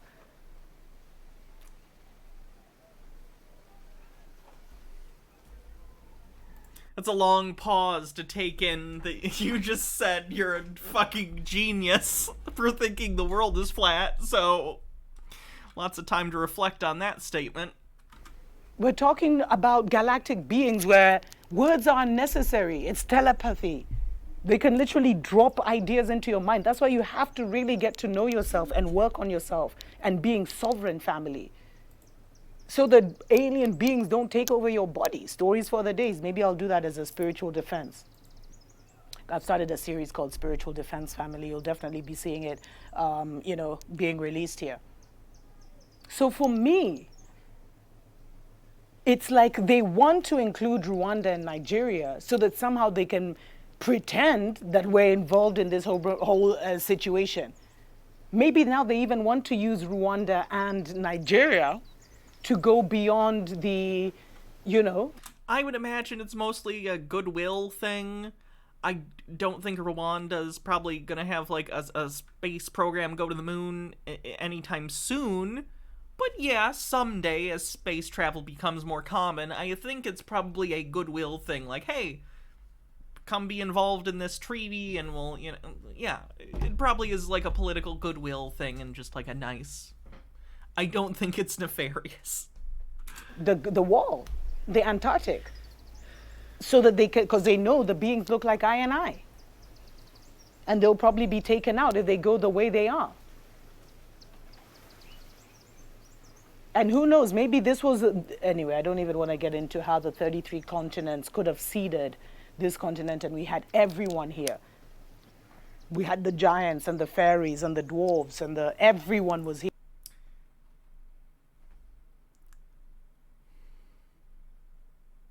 Do you think Middle Earth is real? A family, but they all now have their own separate nations beyond the veil, but we need to get this beyond the wall, the ice wall. So the only reason Nigeria and Rwanda are being called involved is because they somehow need us at this point. But it's already over for them, family. Because you just might see those two nations being rejected by our ancient ones on the other side because they are a part of them. These are beings that can read your thoughts. They can smell your energy. And not just your energy, your bloodline, family. They can smell your bloodline. So they know if you've come from a slave bloodline. They know if you've come from a God bloodline. What? And even this is not going to work. This is not going to save them either.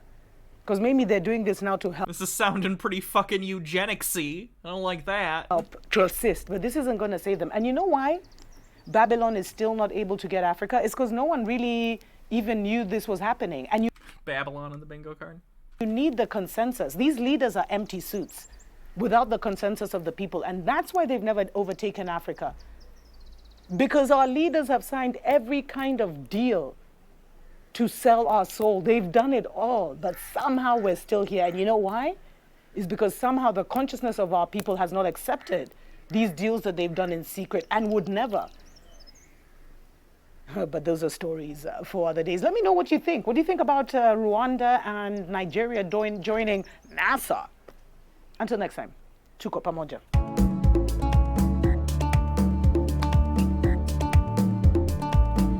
Discordant Vol says Blavatsky called and she wants her ideas back.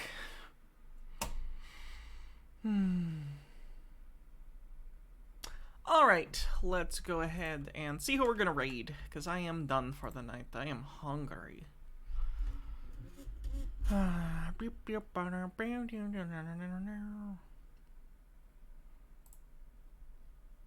Like, what's the confusion? Hey, have a good night, everyone. I'll see you tomorrow. We are doing D&D tomorrow, but since I took, the first little bit of this month off, I took like 3 days off in a row or whatever for the new year, which is a lot for me. Tomorrow we will be doing a stream earlier in the day before I head off to go to D&D. So, yeah, I guess I'll see you guys then. Have a good night, everyone. Hope you're having a good year so far.